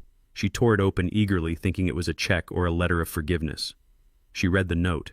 She looked at the medical report. She read it again. The guard said she made a sound that he would never forget. It was not a scream. It was a gasp that sucked all the air out of the room. Her face went gray. She dropped the paper. She stood up and backed away from the table, shaking her head. "No," she whispered. "No, that is not true." Then she started to scream. She screamed until her throat was raw. She screamed at the walls. She screamed at the ceiling. She threw her tray against the bars. She clawed at her own face. It was the scream of a gambler who had bet everything on a bluff and had been called. It was the scream of a woman who realized she was carrying the child of a man who was going to prison for life, a man who had beaten her and left her to rot. She was alone. She was pregnant, in prison. And the door to her old life was not just closed, it was welded shut. They had to sedate her. They moved her to the psychiatric wing for observation. When Big Mike told me this, I felt a heavy weight lift from my shoulders. It was done. The toxicity was purged. I went out to the porch where Terrence was sitting. He was watching Maya play in the yard. His arm was in a sling and his leg was propped up, but he looked peaceful. "She got the letter," I said, sitting down beside him. He nodded. He did not ask what happened. He just watched his daughter chasing a butterfly in the sunlight. "It is over, Dad," he said. "Yes, son," I said. "It is over. Now we rebuild. We had scars. We had wounds that would ache when it rained, but we were free." And as I watched my son smile at his daughter, I knew that the price we paid was high, but it was worth it. We had bought back our souls. The physical wounds were healing, but the wounds in Terrence's mind were festering. 3 weeks after the hospital discharge, I found him in the garage. It was 2 a.m. The house was silent. I had woken up for a glass of water and saw the light under the garage door. I opened it quietly. Terrence was sitting in the driver's seat of my old Ford truck. The engine was not running, but the garage door was closed. He was just sitting there, gripping the steering wheel so hard his knuckles were white, staring into the dark, cluttered shelves of tools. On the passenger seat lay a bottle of pain medication, the strong stuff the doctors gave him for his leg. It was uncapped. I did not shout. I walked over to the driver's side door and opened it. Terrence jumped. He looked at me with eyes that were hollow and dead. He looked like a man who had run out of road. "I cannot do it, Dad," he whispered. "The shame. It is too heavy. Every time I close my eyes, I see the gun. I see Maya tied up. I see you walking into that warehouse alone because I was too weak to protect my own family. I am a failure. I am poison. Everyone I touch gets hurt." He reached for the bottle of pills. "It is better if I go," he said. "You have Maya. You have Mom. You do not need me. I am just a reminder of the mistake." I reached into the cab and slapped the bottle out of his hand. The pills scattered across the floor of the truck, rattling like bones. "Get out," I ordered. "Dad, please," he sobbed. "Get out," I roared. He stumbled out of the truck, favoring his bad leg. He leaned against the fender, shaking. "You think killing yourself fixes this?" I asked. "You think leaving your daughter with a suicide note is an act of love? That is the coward's way out, Terrence. That is the Victoria way. Run away when it gets hard. I am not you," he cried. "I am not strong like you. I tried to be a big man and I almost got my daughter killed. I built a life on lies and it collapsed. I have nothing. I am 40 years old and I have nothing. You have nothing, because you built your house on sand," I said. "You built your life on the approval of a woman who hated you. You built it on credit cards and leased cars and fake titles. Of course it collapsed." I grabbed his jacket and pulled him toward the door. "Come with me." "Where are we going?" he asked, wiping his face. "I am going to show you where you are going to start over," I said. I drove him through the sleeping city. We did not go to the port. We did not go to the warehouse. We went to the plot of land adjacent to the terminal, the famous 5 acres, the land Victoria had tried to steal, the land Sterling had killed for, the land that was supposedly worth $15 million. I pulled up to the chain-link fence. I turned off the headlights. "Look," I said. Terrence looked out the window. The moon was bright enough to illuminate the field. He expected to see a construction site. He expected to see the foundations of a massive warehouse or a hotel complex. He expected to see the $15 million investment. Instead, he saw trees. He saw winding paths paved with cobblestones. He saw a playground with modern equipment. He saw benches and flower beds. And in the center he saw a modest stone archway with a sign etched in bronze. The Coretta Freeman Community Garden. Terrence looked at me confused. "It is a park," he said. "It is a park," I confirmed. "But the appraisal," he stammered. "The developers, the millions. You could have sold this. You could have retired in a palace." I looked at the green space. I saw the future. "I do not need a palace, son," I said. "I have a home. And I do not need $15 million in the bank. I have enough." I pointed at the land. "Sterling wanted to pave this over," I said. "He wanted to put concrete and steel here. He wanted more money. Victoria wanted to sell it to buy jewelry and status. They saw a price tag. I saw a legacy." I turned to Terrence. "This is what happens when you build on rock," I said. "You build something that lasts. You build something that gives back. You build something that makes your community better, not just your wallet fatter." Terrence looked at the park. He saw the swings where his daughter would play. He saw the benches where old men would play chess. "You gave it away," he whispered. "I invested it," I corrected him. "In people, in memory, in dignity." I put my hand on his shoulder. "You want to die because you lost your fake life," I said. "Good. Let it die. Let the vice president of sales die. Let the husband of Victoria die. Bury them here. And then you start digging." "Digging?" he asked. "I fired the landscape crew yesterday," I said. "I need a groundskeeper. I need someone to mow the grass, someone to paint the benches, someone to open the gates in the morning and close them at night. It pays minimum wage. It is hard work. It is humble work." I looked him in the eye. "Do you want the job?" Terrence looked at his hands. The hands that had never done a day of manual labor in his life. The hands that had signed fraudulent loans. "You want me to cut grass?" he asked. "I want you to learn what it means to sweat for $1, I said. "I want you to learn that there is no shame in dirt, only in lies. I want you to build yourself back up from the ground, son. Literally." Terrence looked at the park again. He took a deep breath. He looked at me. "When do I start?" he asked. 6 a.m., I said. "Do not be late." 6 months later, the sun was setting over our back porch. The air smelled of charcoal and barbecue sauce. Coretta was in the kitchen laughing at something on the radio. I sat at the head of the picnic table. Terrence was manning the grill. He looked different. He had lost the soft look of the office. His arms were tan and muscled. He walked with a limp, but he stood tall. He was wearing work boots and jeans stained with grass. He looked like a Freeman. Maya was running around the yard chasing fireflies. She was laughing. It was a pure, unburdened sound. She had healed faster than any of us. Children are resilient when they are loved. "Dinner is ready," Terrence called out, placing a platter of ribs on the table. We sat down. We held hands. We said grace. It was a simple meal. Cornbread, collard greens, ribs, and sweet tea. It cost maybe $20 to make, but it tasted better than any $500 dinner at the Gilded Garden. After we ate, Maya climbed onto my lap. She looked at me with big, curious eyes. "Grandpa," she said, "do you still have the magic key?" "The magic key?" I asked, smiling. "The black card," she said. "The one that opened the big gate. Mommy said it was magic. She said it could buy anything in the world." I stopped smiling. I reached into my pocket. I pulled out the titanium card. It was scratched now, worn from being in my pocket next to my keys. It did not look like magic. It looked like metal. I held it up. The last rays of the sun caught the chip. "It is not magic, Maya," I said. "It is just a tool, like a hammer or a shovel." I took her small hand. I placed the card in her palm. It was heavy for her. "You keep it," I said. Coretta looked up from her plate surprised. Terrence stopped eating. "Dad," Terrence said, "that is the access key to the entire holding company. That is the empire." "I know," I said. I looked at Maya. "Listen to me, baby girl," I said, my voice serious. "This card can open gates. It can buy big houses. It can make people bow to you. But it cannot make you important."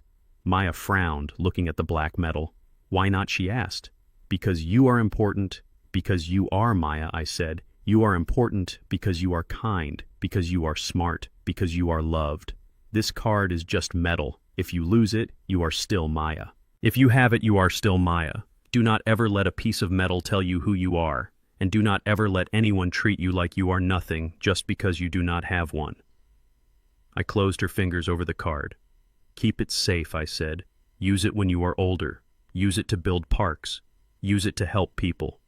But never use it to show off. Do you understand? Yes, Grandpa, she whispered. She hopped off my lap and ran to show her father. Terrence looked at the card in his daughter's hand. He looked at me. He nodded. He understood. The card was not the legacy. The lesson was the legacy. The sun dipped below the horizon. The porch lights flickered on. I sat back in my chair and watched my family. We were battered. We were scarred. We had lost a lot. But we had found something that Victoria and Sterling and all the people like them would never understand. We had found the truth. And as I took a sip of my sweet tea, I realized that for the first time in a long time the gate was open, but I did not need to leave. I was exactly where I belonged. The most important lesson I learned wasn't about the power of money, but the power of truth. Victoria and Sterling believed that worth was measured in assets, and that people were simply obstacles to be removed. They underestimated the strength of quiet dignity and the loyalty of real family. My son had to lose everything to find himself proving that sometimes rock bottom is the solid foundation you need to rebuild your life. True legacy isn't the millions you leave behind in a trust fund. It is the integrity you instill in the generation that follows. Wealth can open gates, but only character can keep you inside. If you believe that respect must be earned and not bought, hit that like button and subscribe to the channel for more stories where justice always finds a way.